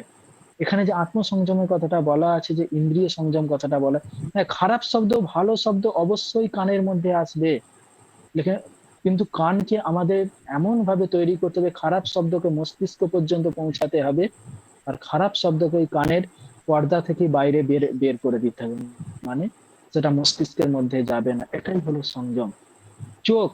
চোখের ধর্ম দেখা, সে কি কখনো খারাপ জিনিস দেখবে? তার হ্যাঁ, তার নজরে আসতেই পারে, ভালো খারাপ সব দৃষ্টি তার সামনে আসতেই পারে, কিন্তু সংযম কোনটা? আমি ভালোটাকে নেবো, খারাপটাকে আমি ছেড়ে দেবো। উদাহরণ হিসাবে আমরা দেখতে পারি, হাঁসকে আমরা দেখতে পারি। হাঁস আমরা আমরা বলি যে সরস্বতীর বাহন রূপে হাঁসকে আমরা দেখি। এখানে আত্মসংযমের যে বিষয় প্রসঙ্গে যে হাঁসের উদাহরণটা আসছে, যে হাঁসের মধ্যে যে একটা কোয়ালিটি, সে কি কি তার মধ্যে কি এমন একটা বিশেষ কোয়ালিটি আছে যে মাতা বিদ্যার দেবী সরস্বতী উনি হাঁসকে বাহন হিসাবে নিজের স্বীকার করলেন। এখানে বলে যে হাঁসের মধ্যে যে গুণটা আছে সেটা অন্য কারোর মধ্যে নেই। কি গুণ? জল আর দুধ যদি একসঙ্গে দেয়া হয়, হাঁস তারই মধ্যে থেকে জলটাকে ছেড়ে দেয়, দুধটাকে গ্রহণ করে। এখানে বিদ্যার দেবী সরস্বতী, বিদ্যার কাজ হলো, শিক্ষার কাজই হলো, তোমার কাছে ভালো মন্দ সবকিছু আসবে, কিন্তু শিক্ষার উদ্দেশ্য হলো তুমি ভালোটাকে গ্রহণ করো, খারাপটাকে তুমি রিজেক্ট করো। ঠিক আছে, হাঁস কোনো অভিযোগ করে না যে কেন আমাকে দুধ মিশিয়ে বা দুধের সাথে জল মিশিয়ে কেন দেওয়া হলো, তার কাছে কোনো অভিযোগ নেই, সে নিজের কাজটা নিজে অটোমেটিক্যালি করে নেয়। তাই সেখানে শিক্ষার যে উদ্দেশ্য, যদি আমরা আত্মসংযমী হই, নিজেকে নিজে যদি কন্ট্রোল করতে পারি যে আমাকে কি গ্রহণ করতে হবে, সে গ্রহণ করার মাধ্যম আমাদের যে একাদশ ইন্দ্রিয়, মন এর একটা মেন পার্ট, এই একাদশ ইন্দ্রিয়ের মাধ্যমে আমাদেরকে আত্মসংযমী হতে হবে, যার ফলে আমরা ভালোটাকে গ্রহণ করতে পারবো, খারাপটাকে আমরা অটোমেটিক্যালি রিজেক্ট করে দেবো। পরবর্তী ক্ষেত্রে এর যে বর্তমান দিনে আমরা দেখতে পাই অবৈতনিক, যেখানে বেতনের কোনো ব্যবস্থা থাকবে না। বৈদিক শিক্ষার যে গুরুত্ব বর্তমান দিনে, আমরা বৈদিক শিক্ষা ব্যবস্থায় দেখতাম যে গুরুকুলের কাছে যখন কোনো শিষ্য পড়ার জন্য যেত, শিষ্যর বাড়ি থেকে কোনো পয়সা নেওয়া হতো না, গুরু তাদেরকে বিনা পয়সাতে পড়াতেন, কোনো পড়ানোর জন্য কোনো পারিশ্রমিক নিতেন না। বর্তমান শিক্ষা ব্যবস্থা অবৈতনিক ব্যাপারটা খুবই গুরুত্বপূর্ণ। আজকে আমরা দেখেও থাকবো যে 14 বছর পর্যন্ত সকল মানে ছাত্রকে অবৈতনিক ভাবে পড়ানো হয়, কিন্তু গুরুকুলে আমরা কি দেখতাম, পুরো শিক্ষা অর্জনটাই বা বিদ্যা অর্জনটাই অবৈতনিক ছিল, যার ফলে যে শিষ্যদের কাছে অর্থের একটা বোঝা থাকতো না। শিক্ষাকে যদি আমরা অবৈতনিক করা যায়, তাহলে সমাজের মাধ্যমে শিক্ষার অনেক প্রচার প্রসার, অনেক উন্নতি সাধন সম্ভব। আর লাস্ট পয়েন্ট, নারী শিক্ষা। নারী শিক্ষা, বৈদিক সমাজ আমাদের কাছে আজ বৈদিক সমাজে যে নারী শিক্ষা আমাদের কাছে উজ্জ্বল দৃষ্টান্ত। আজকের দিনে যদি আমরা সেই দৃষ্টান্ত পর্যন্ত পৌঁছাতে পারি, তাহলে আজ আমাদের সমাজ উন্নতি সম্ভব। সমাজকে উন্নতি করতে হলে শিক্ষার জরুরি, শিক্ষাকে উন্নতি করতে হলে সবার আগে নারীকে বা ঘরের মহিলা বা ঘরের মেয়েকে শিক্ষা দিতে, কারণ আজ যিনি মহিলা, কাল উনি মা হবেন। আর সবার আগে বড় শিক্ষক রূপে যাকে আমার ব্যক্তিগত মনে হয়, মায়ের থেকে বড় শিক্ষক কেউ হতে পারে না। স্কুল কলেজে যা কিছু শেখানো হয় সেটা ফর্মালি রূপে শেখানো হয়, কিন্তু মা যদি তার সন্তানকে যেটা শেখায়, তার থেকে বড় শিক্ষা আর কিচ্ছু হতে পারে না। তাই আমাদের সকলের উদ্দেশ্য আজকের দিনে বৈদিক শিক্ষাকে অনুকরণ করে বা অনুসরণ করে নারী শিক্ষা খুবই গুরুত্বপূর্ণ। এরপরে আসি যে গুরু শিষ্য সম্পর্ক যিনি বললেন, যে আজকের দিনে হওয়ার কারণ কি। ব্যক্তিগতভাবে আমি মনে করি যে আজকের দিনে শিক্ষার উদ্দেশ্য যেটা হয়ে গেছে পুরোপুরি পাঠ্যক্রম নির্ভর, সিলেবাস নির্ভর এবং পয়সা নির্ভর। কারণ আমরা দেখে দেখে থাকবো, আমাদের সময়ে বলছি, যখন আমাদের গার্জেন বা আমার পিতামাতা যখন আমার প্রাইমারি স্কুলের টিচারের সাথে কখনোই মিলিত হতেন, উনি বলতেন আমার বাচ্চা যদি আমার মানে পুত্র যদি কোনো দুষ্টুমি করে, ওনাকে আপনি শাসন করবেন। আজকের দিনে যদি কোনো শিক্ষক কোনো ছাত্রকে শাসন করে, তার পরিণাম কি হয় সেটা আমরা জানি। এর কারণ বাবা মায়েদেরও ইচ্ছা থাকে আমার বাচ্চার প্রতি কেউ শাসন যেন না করে, তার পরিণাম কোনো আলাদা হয়। মানে বাবা মায়ের যে প্রকৃত ইচ্ছা, বা আজকে সমাজের যে একজন ছাত্রের শিক্ষা নিয়ে যে ইচ্ছা, তাকে মানুষ করার থেকে তাকে ভালো পয়সা ইনকামের মেশিন তৈরি করা। তাই শিক্ষকতা নিজের জায়গা থেকে ছাত্রের প্রতি সেই যত্নটা নেন না, এনাকে আমি কিভাবে ভালো মানুষ তৈরি করব। ছাত্র শিক্ষকের কাছ থেকে সেই বিনম্র, তার সেই শ্রদ্ধা, তার সেই মানে তার গুরুর যে আশীর্বাদ নেওয়ার চেষ্টা করেন না, ছাত্র নেওয়ার কি চেষ্টা করে শিক্ষকের কাছ থেকে আমি কিভাবে ভালো মার্কস পাবো, সেটা নিয়ে সে ছাত্র বেশি চিন্তা করে। নিজে ভালো কিভাবে মানুষ হবো সেই বিষয়টা নিয়ে চিন্তা বেশি করে না।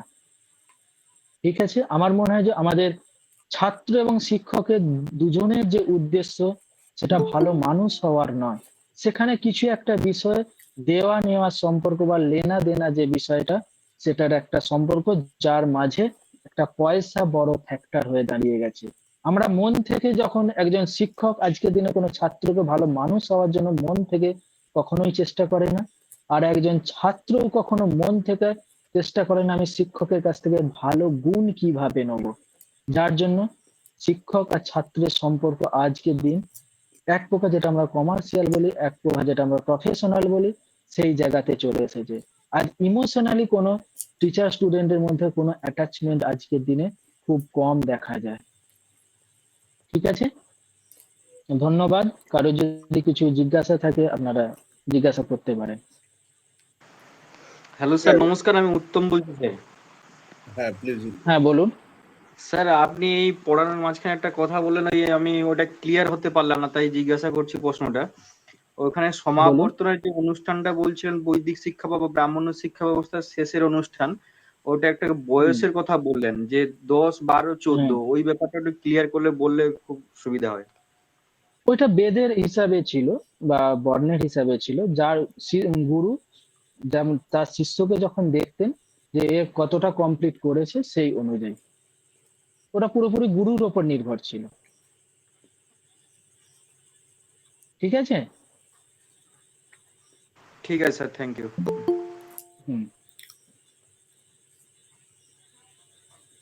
আর কিছু? স্যার, আমি নমস্কার। হ্যাঁ নমস্কার, বলুন। আমি উজ্জ্বল বলছি। পল্লবী রায়ের হুম, কথা ধরেই আমি পল্লবী রায় খুব সুন্দর একটা হুম। প্রশ্ন তুলেছিল যে খুব সুন্দর প্রশ্ন। হ্যাঁ, বর্তমান মানে ওর মধ্যে হুম, এই প্রশ্নটা জেগে উঠেছে, হুম। এর জন্য ওকে থ্যাঙ্কস। হ্যাঁ। আমি তার সূত্র ধরে আপনি খুব। খুব সুন্দরভাবে উত্তরটা দিলেন। আমি সেই সূত্র ধরে হুম, একটু সংযোজন করতে চাই যে মানে পিতামাতা, শিক্ষার্থী বা শিক্ষক, এই সব কিছুর তরফ থেকেই একটা কি বলবো মিসআন্ডারস্ট্যান্ডিং এর বিষয় তো রয়েইছে। আমি এই ক্ষেত্রে state role of the state, রাষ্ট্রের ভূমিকা হ্যাঁ। কিভাবে দেখব। কারণ সর্বোপরি আমাদের এই গোটা শিক্ষা ব্যবস্থা পরিচালক তো রাষ্ট্র।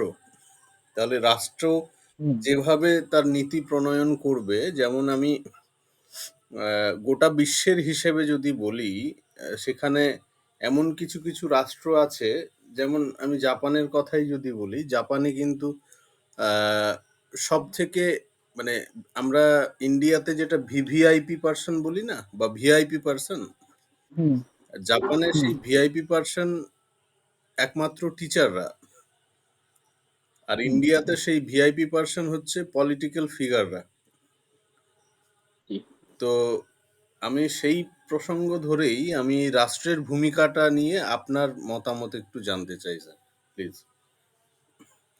অবশ্যই। আচ্ছা, রাষ্ট্র খুব ভালো একটা বিষয় উত্থাপন করলেন।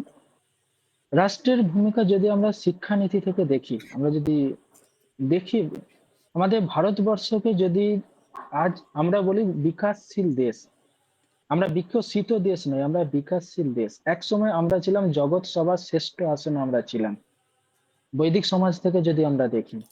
কারণ আমাদের শিক্ষা ব্যবস্থা তখন যে স্ট্যান্ডটা ছিল বৈদিক সমাজে, সেটা আমাদেরকে শ্রেষ্ঠ আসনে নিয়ে যেতে বাধ্য করেছিল। আমি যদি এর স্টেপ বাই স্টেপ আসি, শিক্ষা ব্যবস্থা আমাদের কখন থেকে গুরু শিষ্যর যে সম্পর্কটা আমাদের খারাপ হতে শুরু করলো, আমরা মহাভারতের যুগ থেকে এর প্রথম আমরা নমুনাটা পাই। মহাভারতের যুগে থেকে নমুনা কিভাবে পাই? গুরু শিষ্যকে শেখাবে তার নিজস্বতা দিয়ে, তার নিজের মন থেকে, তার মধ্যে কোনো ভেদভাব থাকবে না। আমরা মহাভারতের মধ্যে কি দেখি? গুরু দ্রোণাচার্য অশ্বত্থামা তার পুত্র ছিল, তার পুত্রের প্রতি একটা তার স্নেহ ভাবনা থেকে সে কিন্তু অর্জুনের প্রতি সম্পূর্ণ সমর্পণ ভাব ছিল না। কৃষ্ণ এক জায়গায় অশ্বত্থামাকে বলছেন, সরি অশ্বত্থামাকে না, দ্রোণাচার্যকে বলছেন যে দ্রোণাচার্য, আপনি যখন অশ্বত্থামার প্রতি ওনার স্নেহ ভাব প্রকট হচ্ছে যুদ্ধের মাঝে, যখন অর্জুনকে শ্রেষ্ঠ মান, উনি জানেন অর্জুন এখানে শ্রেষ্ঠ, কিন্তু অশ্বত্থামার প্রতি তার যে একটা স্নেহ ভাব থেকেই উনি এক জায়গায় বলছেন যে আপনি আজ শিক্ষকই রয়ে রয়ে গেলেন, আপনি গুরু হতে পারলেন না। আমাদের যে প্রফেশনালিজম শুরু হয়েছে শিক্ষক আর গুরুর মধ্যে যে সম্পর্ক, সেদিন দ্রোণাচার্য মন থেকে মেনে নিতে পারেননি। শুরু আমরা যদি সংস্কৃত সাহিত্য থেকে দেখি, দ্রোণাচার্যের কাল থেকেই শুরু হয়েছে যে গুরু শিষ্যের মধ্যে সম্পর্ক। পরবর্তী ক্ষেত্রে আমরা যদি মুসলিম পিরিয়ডটাতে দেখি, সেখানে দেখা যাবে কি ভারতীয় যে শিক্ষা ব্যবস্থাটা ছিল সেটাকে প্রায় ধ্বংস ধ্বংস করে দেওয়া হয়েছে। যখনই ভারতীয় শিক্ষা ব্যবস্থাটাকে ধ্বংস করে দেওয়া হলো, ভারতীয় যে স্থান ছিল বিশ্বের মধ্যে, সেই স্থানটা কিন্তু আস্তে আস্তে কোথায় যে পৌঁছে পৌঁছে গেল। পরবর্তী ক্ষেত্রে আমরা স্বাধীনতার পূর্বের যখন আমরা দেখি প্রি ব্রিটিশ কাল, তখন দেখি কি তাদের শিক্ষার উদ্দেশ্যটা কি ছিল? ভারতীয় দিকে ভারতীয় বানানা নয়। আমরা যদি লর্ড ম্যাকালের 1835 এর যদি আমরা তার রিপোর্টটাকে দেখি, উনি কি বলে গিয়েছিলেন যে আজ থেকে 200 বছর পর ভারতীয়রা কেবলমাত্র বংশগতভাবে, জিনগতভাবে বা রক্তের দিক থেকে ভারতীয় থাকবে, তারা কিন্তু কালচারাল বা সংস্কৃতির দিক থেকে ব্রিটিশ তৈরি হয়ে যাবে। উদ্দেশ্যটা যদি আমরা ব্রিটিশ পিরিয়ড থেকে দেখি, উদ্দেশ্যটা কিন্তু ছিল ভারতীয়দের উন্নতি নয়। সেই শিক্ষা ব্যবস্থার মধ্যে যখনই আমরা দেখি প্রফেশনালিজম তৈরি হতে শুরু করলো, তখন যারা পড়ানো শুরু করলো তারা ভারতীয়দিকে মানুষ করার জন্য পড়ানো শুরু করলো না, তারা শুরু করলো কি ভারতীয়দিকে এক ভালো কর্মচারী তৈরি করার জন্য, সরকারকে সাহায্য করার জন্য একটা ভালো কর্মচারী আমাদের দরকার। তাই ভারতে এসে ভারতীয়দেরকে আমরা কর্মচারী বানাবো শিক্ষার মাধ্যমে। এরপর যদি আমরা ব্রিটিশ পরবর্তী ক্ষেত্রে দেখি যে যে কোনো জাতিকে যদি ধ্বংস করতে হয় তাহলে তার শিক্ষা ব্যবস্থাটাকে ধ্বংস করো, তাহলে তাকে আর কোনো উইপন বা কোনো অস্ত্রের কোনো বমের প্রয়োজন হবে না। এই জাতির শিক্ষা ব্যবস্থাটাকে যদি আমরা ধ্বংস করে দিই, তাহলেই কিন্তু সেটা সেই জাতিটা শেষ। শিক্ষা আমরা যদি স্বাধীনতার পরে দেখি বিভিন্ন কমিশন, আমি এক একটা কমিশন নিয়ে আমি যাচ্ছি না, কিন্তু রাষ্ট্রের ভূমিকা নিয়ে যাচ্ছি। ম্যাক্সিমাম কমিশনে দেখে দেখে থাকবেন, যদি আমি উদ্দেশ্য হিসাবে বলি যে সংস্কৃত শিক্ষণ বা সংস্কৃত বিষয়কে কতটা নেগলেক্ট করা হয়েছে। যে সংস্কৃত বিষয় আমাদের ভারতীয়দের গৌরব, যেটা আপনি জার্মানি বলুন বা বিদেশে বলুন, এটা বিশেষ করে জার্মানিতে কতটা সম্মানের সাথে পড়ানো হয় সংস্কৃত বিষয়, আর আজ আমরা ভারতে বসবাস করে সেই সংস্কৃত বিষয় কি আমরা ভুলে যাই। সংস্কৃতকে ছেড়ে দিয়ে আমরা মুসলিমকালীন শিক্ষাকে পড়ি। আমরা ঔরঙ্গজেবের উনি তার ভাইকে হত্যা হত্যা করে সিংহাসনে বসেছেন, সেটা আমাদের মধ্যে পড়ানো হয়, যেটা রাষ্ট্র আমাদের সেই সিলেবাসটাকে নির্ধারণ করেছেন। কিন্তু এটা আমাদের পড়ানো হয় না যে অর্জুন সে তার ভাই, তার জ্ঞাতিদেরকে মেরেছে, তার অর্জুন কাদেরকে কাদেরকে মেরেছে? নিজের পিতামহকে মেরেছে, নিজের গুরুর সাথে যুদ্ধ করেছেন, নিজের জ্ঞাতি ভাইদের সাথে যুদ্ধ করেছেন। সেটা কিন্তু পড়ানো হয় না। আমাদের পড়ানো হয় রাষ্ট্র যেটা জিম্মেদারি বা যেটাতে তার ভাগেদারি, রাষ্ট্র কি পড়াচ্ছে আমাদের? আমাদের পড়াচ্ছে মুঘল। আমি মুঘল সমাজ আমি খারাপ বলছি না, আমি এক উদাহরণ হিসেবে বলছি, একজন ভালো মানুষ তৈরি করার জন্য ঔরঙ্গজেব তার ভাইকে মেরেছিল রাজ সিংহাসনে বসার জন্য। অর্জুন তার ভাইদেরকে মেরেছিল যুদ্ধে জেতার জন্য। দুজনের কি উদ্দেশ্য একই? দুজনের উদ্দেশ্য যদি একই হয়, দুজন কি দুটো জায়গায় সম্মানের অধিকারী? অর্জুনকে তো আমরা গুরুর আসনে বসাই, কিন্তু ঔরঙ্গজেবকে আমরা গুরুর আসনে বসাই না। ঔরঙ্গজেব কেন করেছিলেন? ঔরঙ্গজেব করেছিলেন তার ক্ষমতার লালসার জন্য, লালসাকে পরিপূর্ণ করার জন্য। আর অর্জুন কি কি করেছিলেন? ধর্মকে স্থাপন করার জন্য। অন্তর এখানে রাষ্ট্রের কি যদি ভূমিকা আমরা দেখি, আমি সংস্কৃত বিষয়কে কোনো ধর্মের দিক থেকে আমি বলছি না, ভালো মানুষ তৈরি করার জন্য, ছাত্র মনে ধর্মের ভাবনাকে আমি উদাহরণ হিসেবে বলছি, ছাত্রের মধ্যে ধর্মের পথে চলার জন্য এই ধরনের পাঠ্যক্রমের যে ব্যবস্থা, এইরকম পাঠ্যক্রমের ব্যবস্থার জন্য আমাদের রাষ্ট্রের একটা ভূমিকা আছে। গুরু গুরু শিষ্যের সম্পর্ক যখনই আমরা আসছি, যখনই আমরা গুরু শিষ্যের সম্পর্কে আসছি, যখন ছাত্রদের মধ্যে আমরা অর্জুনকে পড়াবো আর ছাত্রদের মধ্যে যখন আমরা ঔরঙ্গজেবকে পড়াবো, তার প্রভাব গুরু ছাত্রের মধ্যে পড়বে। যদি আমরা দ্রোণাচার্য আর অর্জুনের মধ্যে সম্পর্ক পড়াই, তার প্রভাব কিন্তু ছাত্রের মধ্যে আসবে। এখানে রাষ্ট্রের কিন্তু একটা বড় ভূমিকা হওয়া দরকার, যে আমরা কারিকুলামের মধ্যে গুরু শিষ্যের সম্পর্কে আমরা ঠিকভাবে তৈরি করব। তাই কোন বিষয়কে পড়াবে, কারা কারা পড়াবে, সেই বিষয়ে রাষ্ট্রের কিন্তু একটা ভূমিকা হওয়া দরকার। আমি জাস্ট একটা কারিকুলাম নির্মাণের ক্ষেত্রে উদাহরণ হিসাবে বললাম। পরবর্তী ক্ষেত্রে রাষ্ট্র আমাদের কি কি দেখছে?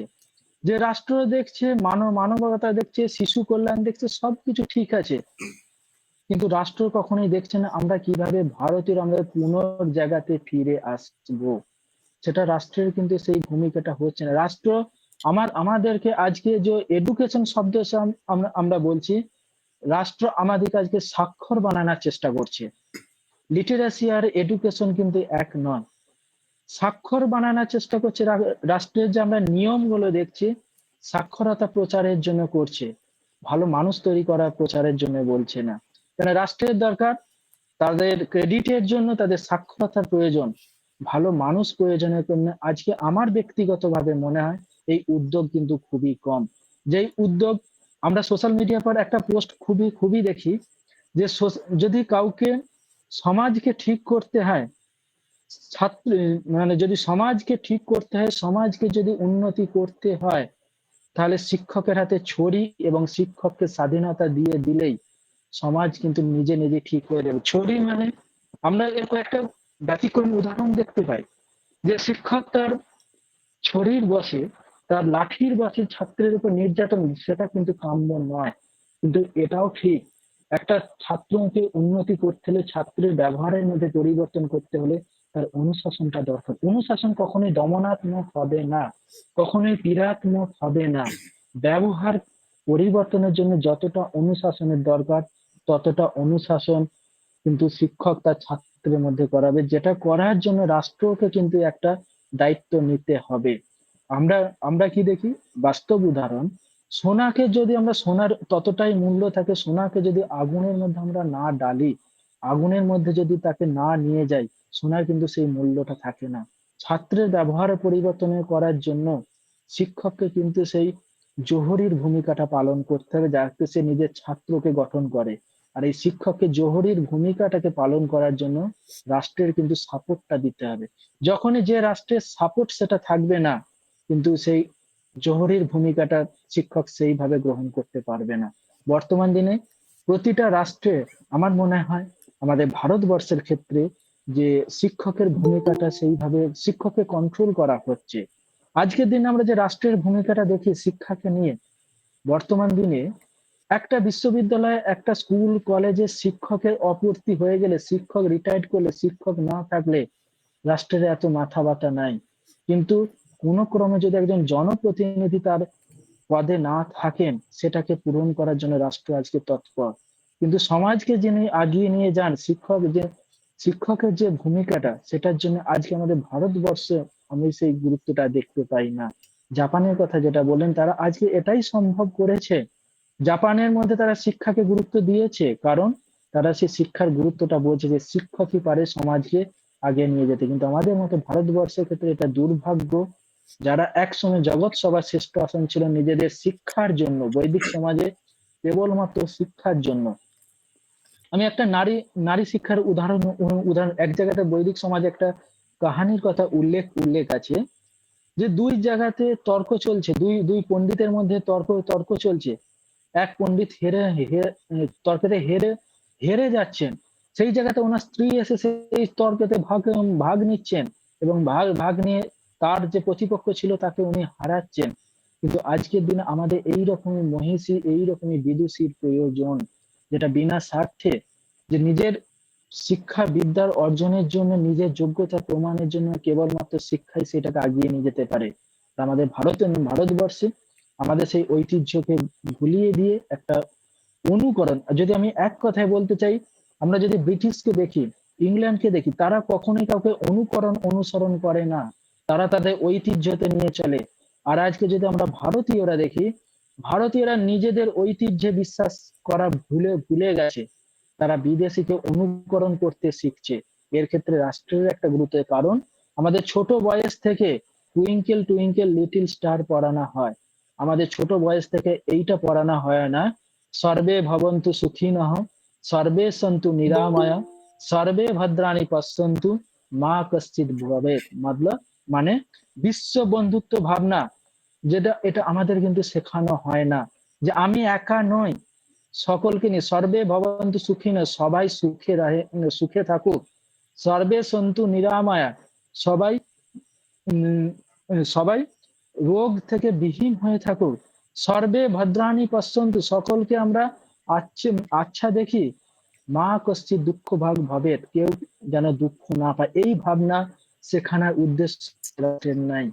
আমাদের রাষ্ট্রে ব্রিটিশকে প্রমোট করা, সরি ব্রিটিশ নয়, বাইরের কালচারকে প্রমোট করার একটা কোথাও না কোথাও টেন্ডেন্সি আমরা দেখতে পাই, যেখানে সমাজ গঠনের ক্ষেত্রে আর শিক্ষক ছাত্রের মধ্যে সম্পর্ক, যদি কোনো ছাত্রের মধ্যে যে সর্বে ভবন্তু সুখিনঃ, সর্বে সন্তু নিরাময়া, সর্বে ভদ্রাণি পশ্যন্তু, মা কশ্চিৎ দুঃখ ভাগ ভবেৎ, এই শব্দ, এর অর্থ যদি কোনো কোনো ছাত্রকে আমরা শেখাতে পারি, এবং শিক্ষকও যদি সেই সেই আদর্শে বিশ্বাসী হয়ে শেখাতে পারেন, তাহলে সমাজের উন্নতি নির্ভর। কিন্তু আমাদের রাষ্ট্রকে সেই ভূমিকাটা সবার আগে নিতে হবে। ঠিক আছে স্যার?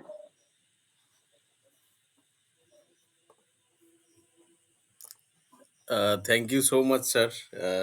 অত্যন্ত সুন্দরভাবেই ব্যাখ্যাটা দিলেন। আমি মানে ভীষণভাবে সমৃদ্ধ হলাম আপনার এই আলোচনার দ্বারা, বা এই আমার প্রশ্নের নিরিখে যে উত্তর দিলেন তার দ্বারা।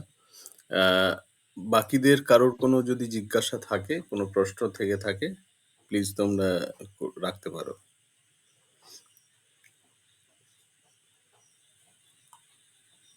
কারোর কোনো প্রশ্ন আছে?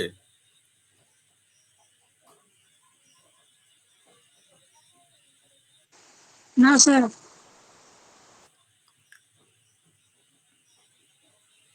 উত্তম, আর কিছু প্রশ্ন আছে?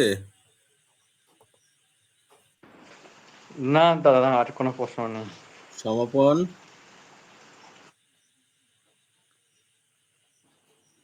হ্যাঁ স্যার, আমাদের এখানে প্রচন্ড বৃষ্টি হচ্ছে, আমি জানি না আমার কথা শোনা যাবে কিনা। শোনা যাচ্ছে। বিষয়টা খুবই ইন্টারেস্টিং। তো তারপর কারেন্ট এলো, আমি জয়েন করেছি।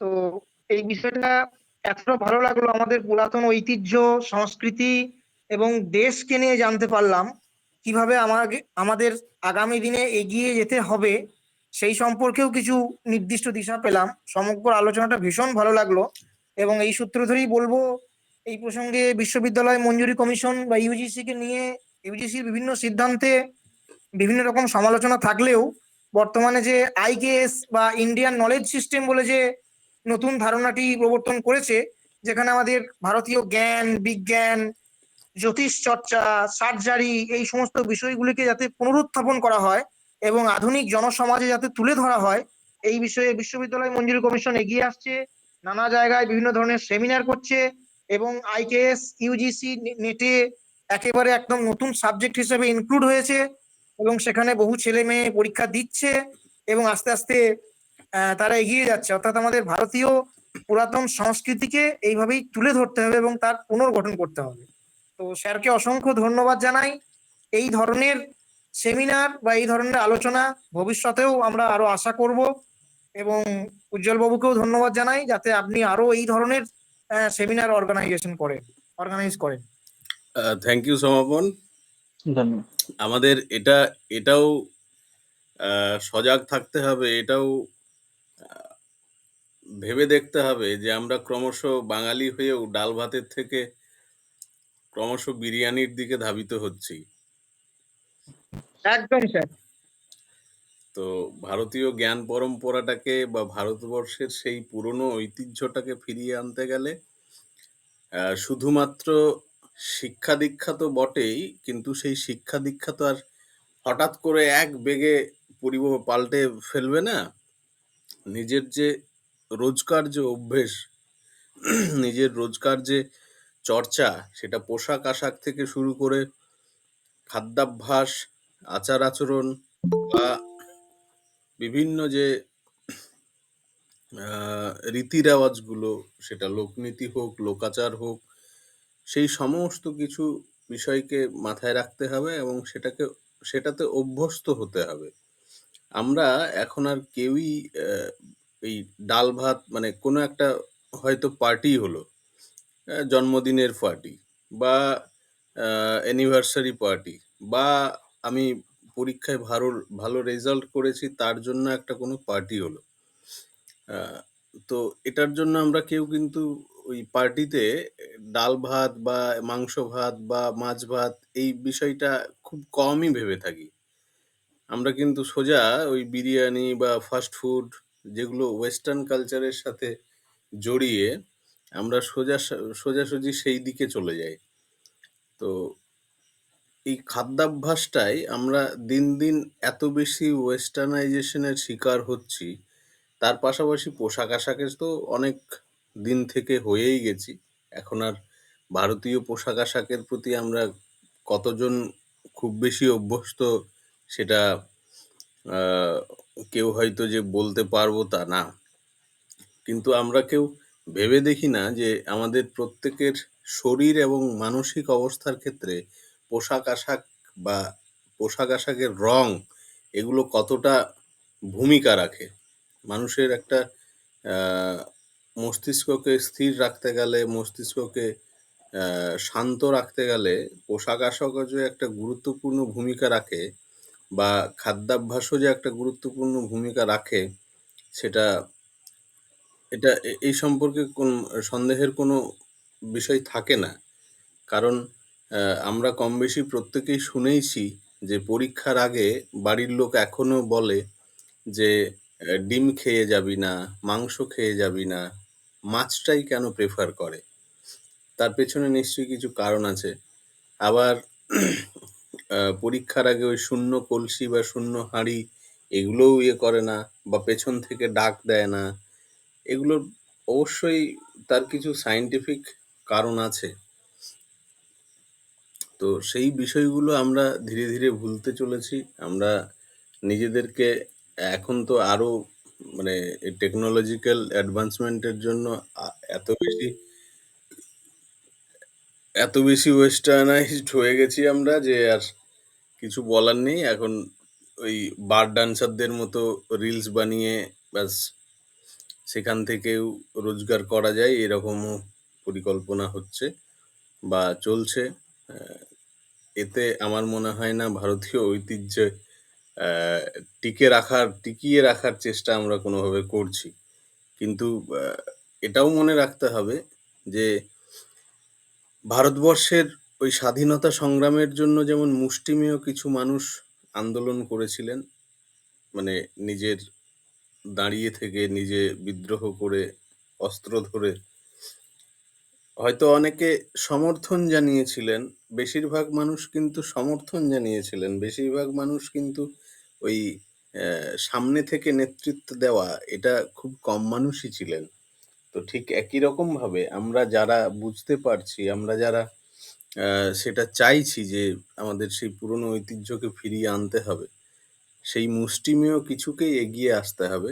এটাই সমাজের নিয়ম, এটাই প্রকৃতি বারে বারে দেখিয়েছে যে ওই মুষ্টিমেয় কিছু মানুষই এগিয়ে আসে এবং তারাই সমাজকে বদলে দেওয়ার মতো ক্ষমতা রাখে। তো আমাদের মধ্যেই কাউকে না কাউকে অগ্রণী ভূমিকা নিতে হবে। এবং আমাদের কাছে আরো একটা সুখবর, আরো একটা প্রেরণার খবর আমি আজকেই নোটিস করলাম। আমাদের এই বৈঠকির দ্বারা উৎসাহিত হয়ে উড়িষ্যা রাজ্যেও এরকম একটা প্রোগ্রাম চালু হয়েছে। সম্ভবত তাদেরও 37th এপিসোড রিসেন্টলি, কবে, এই স্যাটারডে, ওদের আবার স্যাটারডে বেস প্রোগ্রাম। তো এতদিন জানতাম যে এটা পশ্চিমবঙ্গের মধ্যেই বিভিন্ন কলেজে অনুষ্ঠিত হয়েছে। প্রায় আমার জানা 12-15টা কলেজ স্টার্ট করেছিল, অনেকে শেষ মাঝপথে ছেড়ে দিয়েছে, অনেকে 100 এপিসোড অবধি কমপ্লিট করেছে। আবার আজকেই সোশ্যাল মিডিয়া মারফত দেখলাম উড়িষ্যা রাজ্যে এটা স্টার্ট হয়েছে। তো যাই হোক, এটা আমাদের কাছে অত্যন্ত ভালো লাগার একটা বিষয় যে আমরা এই ক্ষেত্রে হয়তো একটা অগ্রণী ভূমিকা পালন করছি, বা আমরা মানুষকে ভাবাতে সক্ষম হয়েছি যে এরকম ভাবেও একটা কাজকে চালিয়ে নিয়ে যাওয়া যায়। যাই হোক, যারা বিভিন্ন প্রতিষ্ঠান থেকে বিভিন্ন মূল্যবান, মানে প্রত্যেকের মূল্যবান সময়কে অপচয় করে কিছু শেখার জন্য স্ব উৎসাহে, স্ব আগ্রহে যারা এই বৈঠকি চর্চায় যুক্ত হয়ে থাকেন, তাদের কৃতজ্ঞতা বা ধন্যবাদ জানানোর কোনো ভাষা আমাদের নেই। কারণ তারা আছে বলেই বৈঠকি আছে। বৈঠকির সেজন্যই তাদেরকে বৈঠকি বন্ধু বলা হয়। তো এই বৈঠকি বন্ধু প্রত্যেককেই যথাযথ স্থানে শ্রদ্ধা, নমস্কার এবং ভালোবাসা জানাই। এবং আজকের আলোচক যিনি, তিনি অত্যন্ত সুন্দরভাবে বৈদিক শিক্ষার সম্বন্ধে ইতিপূর্বে আমি অনেক আলোচনাই শুনেছি বিভিন্ন সময়ে, কিন্তু আজকে এত সুন্দরভাবে, এত সহজ সরল করে, এত ধীর স্থিরভাবে, একেবারে পয়েন্ট টু পয়েন্ট এত সুন্দর করে স্যার আমাদের বোঝালেন, যেটা আমার ব্যক্তিগতভাবে আমি নিজেও আজকে শিক্ষা, মানে সেই মনে হচ্ছিল যে আমি একদম ক্লাসরুমটায় বসে আছি, স্যার ক্লাস নিচ্ছেন। তো এইরকম একটা অনুভূতি তৈরি হচ্ছিল। তো আমি ভীষণভাবে ঋদ্ধ হলাম স্যারের এই আলোচনার দ্বারা। নমস্কার। যাই হোক, আমি প্রায় আমরা 1.5 ঘন্টার ওপরে এই আলোচনায় রয়েছি। এখনো যদি কারোর কোনো প্রশ্ন থেকে থাকে আপনারা রাখতে পারেন, না হলে আমি স্যারকে আবারও আমাদের কৃতজ্ঞতা এবং শ্রদ্ধা এবং নমস্কার জানিয়ে আমি স্যারের কাছ থেকেই দু একটা কথা শুনতে চাই আমাদের এই বৈঠকি উদ্যোগ সম্পর্কে। কারণ স্যার প্লিজ। স্যার, প্রথম কথা, আপনি 161টা এপিসোডে আজ আমি অংশগ্রহণ করছি। যদি আমি বলি এটা কোনো জোকস কিন্তু নয় স্যার।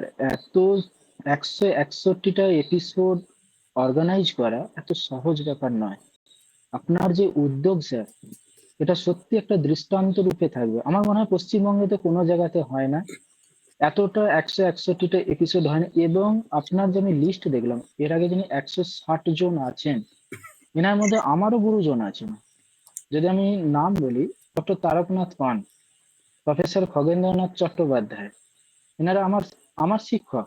মানে ওনাদের কাছ থেকে আমি শিখেছি। প্রফেসর মিতা মিতা ব্যানার্জি, এনারা যে এনাদের যে আপনি আয়োজন করতে পেরেছেন এনাদেরকে নিয়ে, এটা আপনার স্যার কি বলবো, ভাষায় আমার আসছে না, এতটা সহজ ব্যাপার নয়।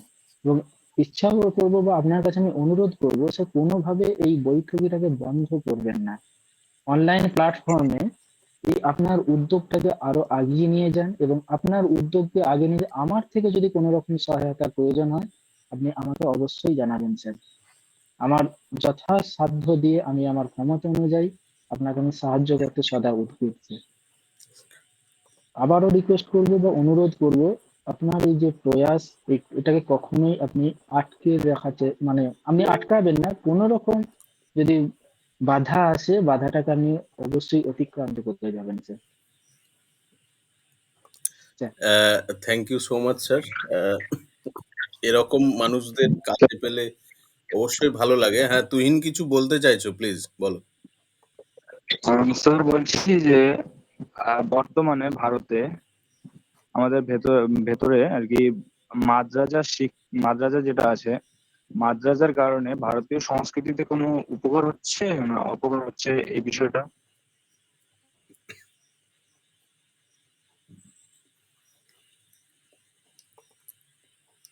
স্যার। আচ্ছা, এটা উত্তর কি দেব? হ্যাঁ আচ্ছা হ্যাঁ স্যার। আচ্ছা, প্রথমে বলি, মাদ্রাসা আছে না কি না আছে, উপকার অপকার, এটা একটা যে আউটপুট কি। আমি যদি মাদ্রাসাটাকে আমি ধর্মের মাধ্যমে, প্রথমে আমি ব্যাখ্যা করছি ধর্ম কি আর রিলিজিয়ান কি। মাদ্রাসা যদি ধর্মের কথা তারা প্রচার করে, সব মাদ্রাসা কি এক? সব মাদ্রাসা, আমার ব্যক্তিগতভাবে মনে হয় সব মাদ্রাসা খারাপ নয়। যদি তারা মানবতার কথা চিন্তা করে, মাদ্রাসাও যেমন আছে, খ্রিস্টান মিশনারি স্কুলও আছে, আবার রামকৃষ্ণ মিশন স্কুল আছে। কোন স্কুল কি খারাপ? কোন স্কুল খারাপ নয়। কোন কোন জায়গাতে কোনো পাঠ্যক্রমের মধ্যে লেখা নাই যে তুমি যে মানুষকে মারো, তুমি যে মানুষের উপর আঘাত করো, কোনো কারিকুলামের মধ্যে লেখা নাই। তাহলে সেটা আমরা খারাপ হই, আমরা তাকে খারাপ করি। এখানে একজন শিক্ষকের বা একজন যদি রাষ্ট্রে একটা বড় ভূমিকা থাকে।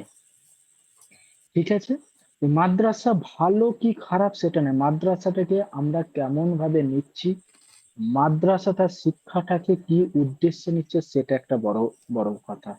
মাদ্রাসার তারা যে নিজেদের ছেলেদেরকে যে শিক্ষা দেয়, নিজেদের ছাত্রকে যে শিক্ষা দেয়, তাদের উদ্দেশ্যটা কি? উদ্দেশ্যটা যদি তাদের সমাজমুখী হয়, সমাজের উন্নতির জন্য হয়, এটা অবশ্যই ভালো। যেমন মাদ্রাসা আছে, স্বামী বিবেকানন্দের প্রতিষ্ঠিত রামকৃষ্ণ মিশনও আছে, সেখানেও প্রার্থনা হয়। মাদ্রাসায় যেমন নামাজ পড়ানো শেখানো হয়, নামাজ মৌলবি বানানো হয়, মিশনেও প্রার্থনা, যারা মিশনের স্টুডেন্ট তারা জানেন যে সকাল সন্ধ্যায় প্রার্থনা যায়, সেখানেও ধর্মীয় কিছু নিয়ম নীতি হয়।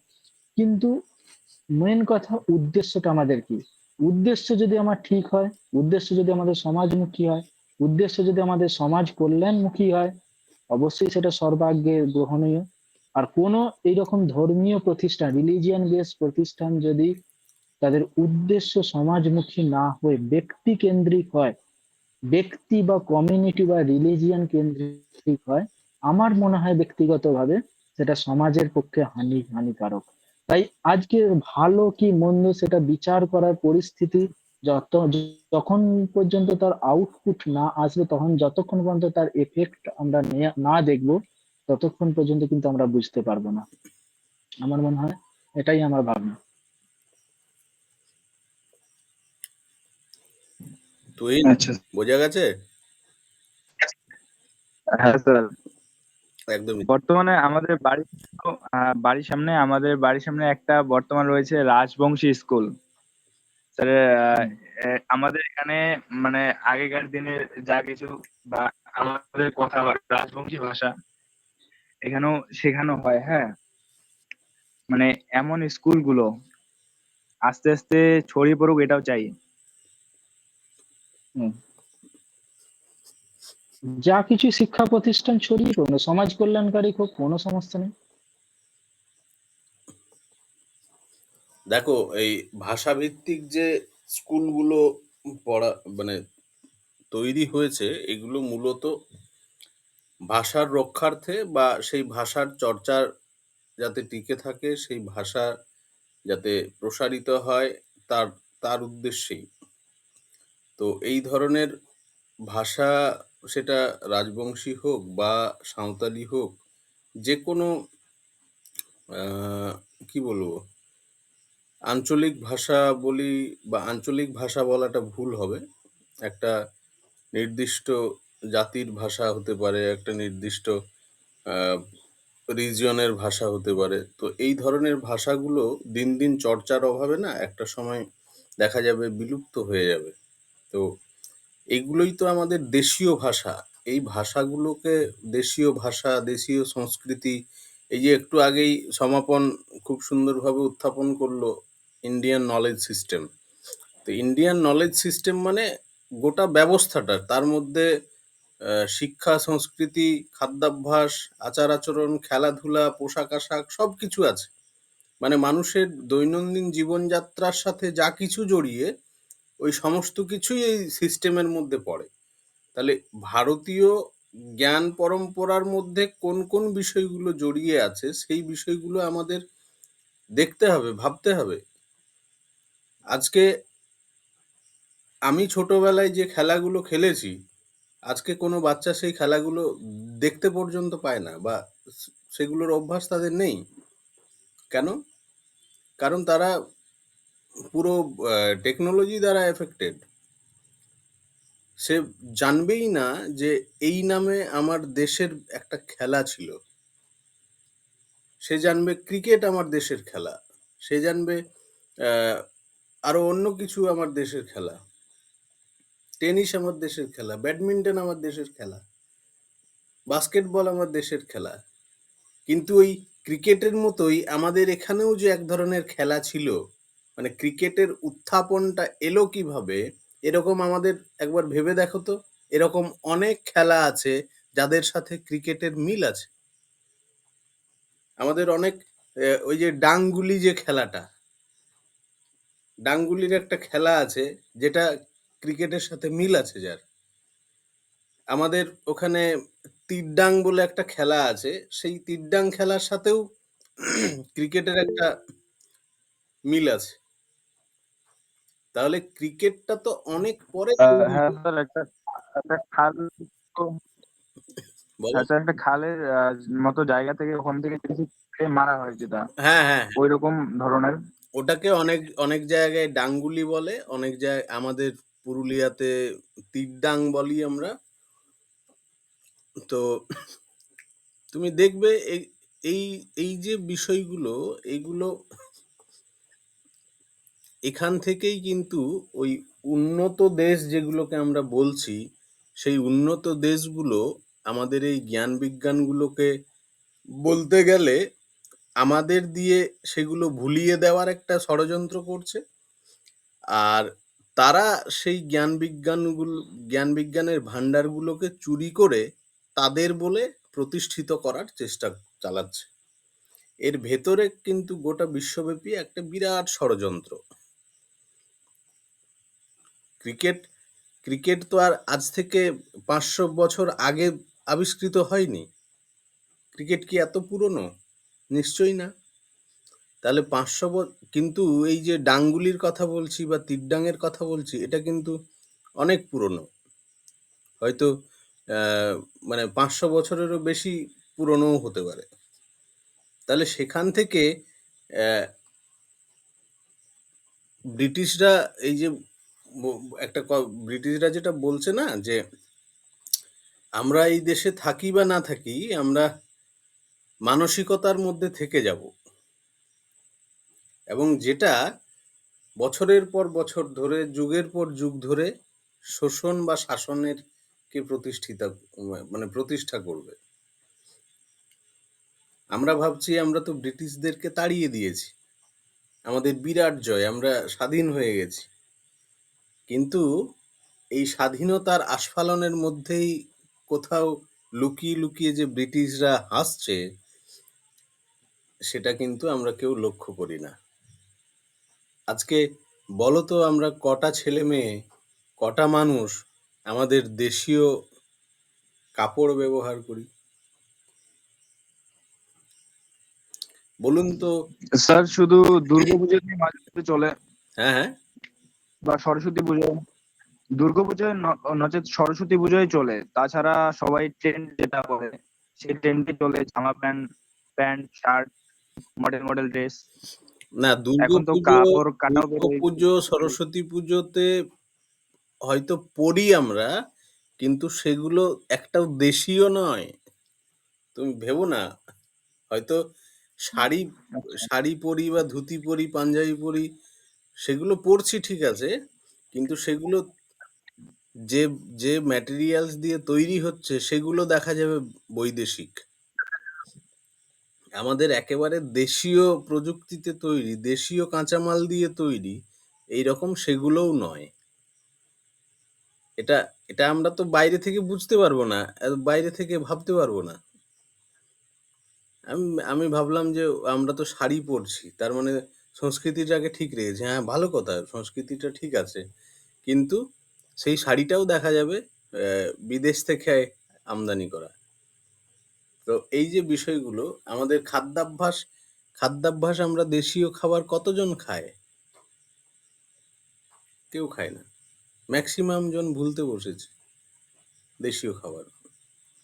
আমরা এত বেশি ফাস্ট হয়ে গেছি, এই ফাস্ট হওয়ার চক্করে ফাস্ট ফুডের কচকচানিতে আমরা ধীরে ধীরে এমন একটা জায়গায় পৌঁছাবো, সেই বিদেশের আমদানি করা বা বিদেশের থেকে জাত হওয়া বিভিন্ন ওষুধ কোম্পানিগুলোকে আবার সেই ইয়ে করব, তাহলে সেটাও বৈদেশিক। যাই হোক, এটা এটা একদিনের আলোচনার বিষয়ও নয়, আর একদিনের অভ্যাসের বিষয়ও নয়। এই অভ্যাসটা আমাদের মননের মধ্যে রাখতে হবে। আমি তোমাদেরকে ক্লাসরুমে কেন সবসময়ই বলে থাকি যে মানুষকে এই সভ্যতার শ্রেষ্ঠ জীব বলা হয় কেন? নিশ্চয়ই কিছু না কিছু কারণ আছে।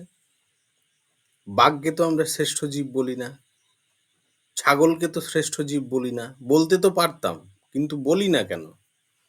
মানুষকেই কেন স্পেসিফিক্যালি বলা হয়? তাহলে নিশ্চয়ই কিছু না কিছু কারণ আছে।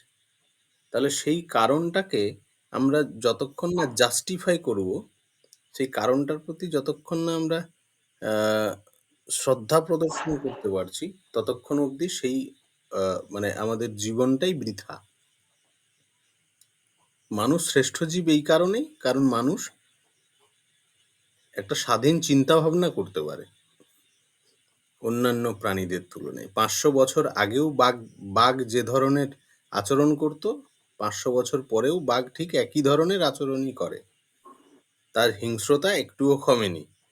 কিন্তু মানুষ পরিস্থিতির সাপেক্ষে নিজস্ব চিন্তা ভাবনা দিয়ে সেই পরিস্থিতিটাকে হ্যান্ডেল করতে পারে, যেটা অন্যান্য প্রাণীরা পারে না। যাই হোক, তো এই জন্যই আমি ভাবতে বলি যে ভাবাটাও কিন্তু একটা প্র্যাকটিস, ভাবাটাও এক ধরনের লার্নিং। মানে তুমি ভাববে যে আমি তো শুয়ে শুয়ে আমেরিকার কথা ভাবছিলাম, এখন ডোনাল্ড ট্রাম্পের কথা ভাবছিলাম, আমি শুয়ে শুয়ে ভাবছিলাম যে আমি আহ, ব্রিটেনের বা গ্রেট ব্রিটেন বা ইংল্যান্ডের রাজা হয়ে গেছি বা প্রধানমন্ত্রী হয়ে গেছি। এইটা ভাবা নয়। ভাবাটা আমি যেটা ভাবছি সেটাকে আমার ক্ষমতা অনুযায়ী, আমার পারদর্শিতা অনুযায়ী আমি সেটাকে কতখানি বাস্তবায়িত রূপ দিতে পারছি, সেইটা প্রকৃত ভাবা।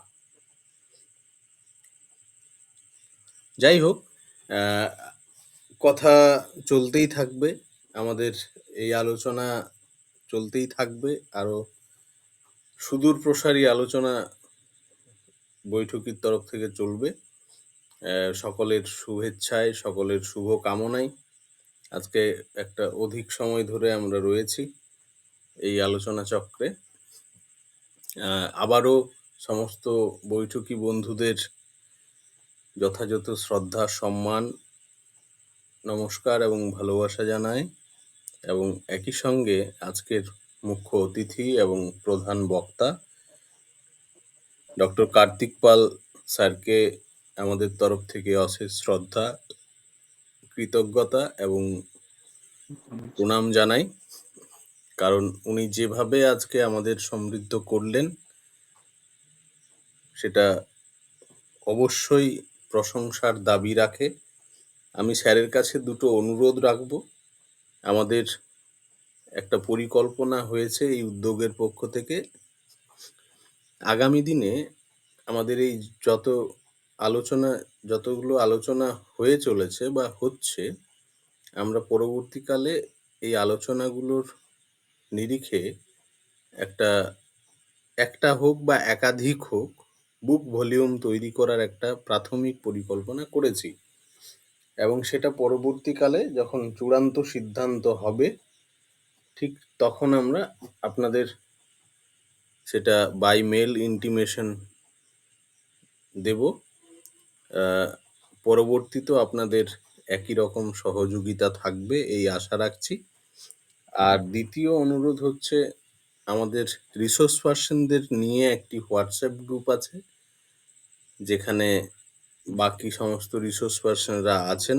হয়তো কেউ কেউ বেরিয়ে গেছেন, সেটা আলাদা কথা, কিন্তু ম্যাক্সিমাম জনই আছেন। সেখানে নিজেদের মধ্যেও অনেক তথ্যের আদান প্রদান হয়, বিনিময় হয়, বিভিন্ন খবরাখবর আদান প্রদান হয়। তো আপনার অনুমতিক্রমে আপনাকে সেই গ্রুপে আমরা যুক্ত করতে চাই। অবশ্যই স্যার। আহ, আমি আজকের বৈঠকি শেষ করব। শেষ করার আগে আমাদের পরের যে আলোচনা রয়েছে পরবর্তী 162তম পর্বের, তা ঘোষণা করেই আজকের বৈঠকি এখানে শেষ করব।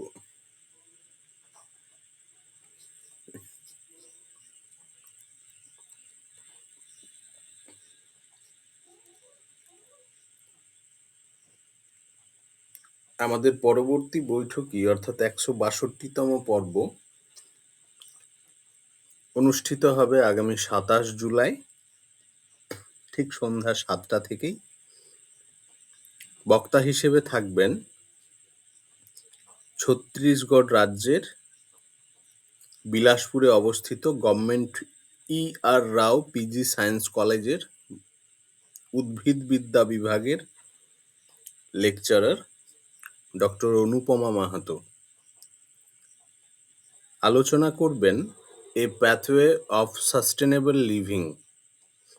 সাস্টেনেবল ডেভেলপমেন্ট কথাটা আমাদের এখন প্রায়শই শোনা, খুব চর্চার বিষয়, খুবই বর্তমানে বহুল চর্চিত একটা বিষয় সাস্টেনেবল ডেভেলপমেন্ট।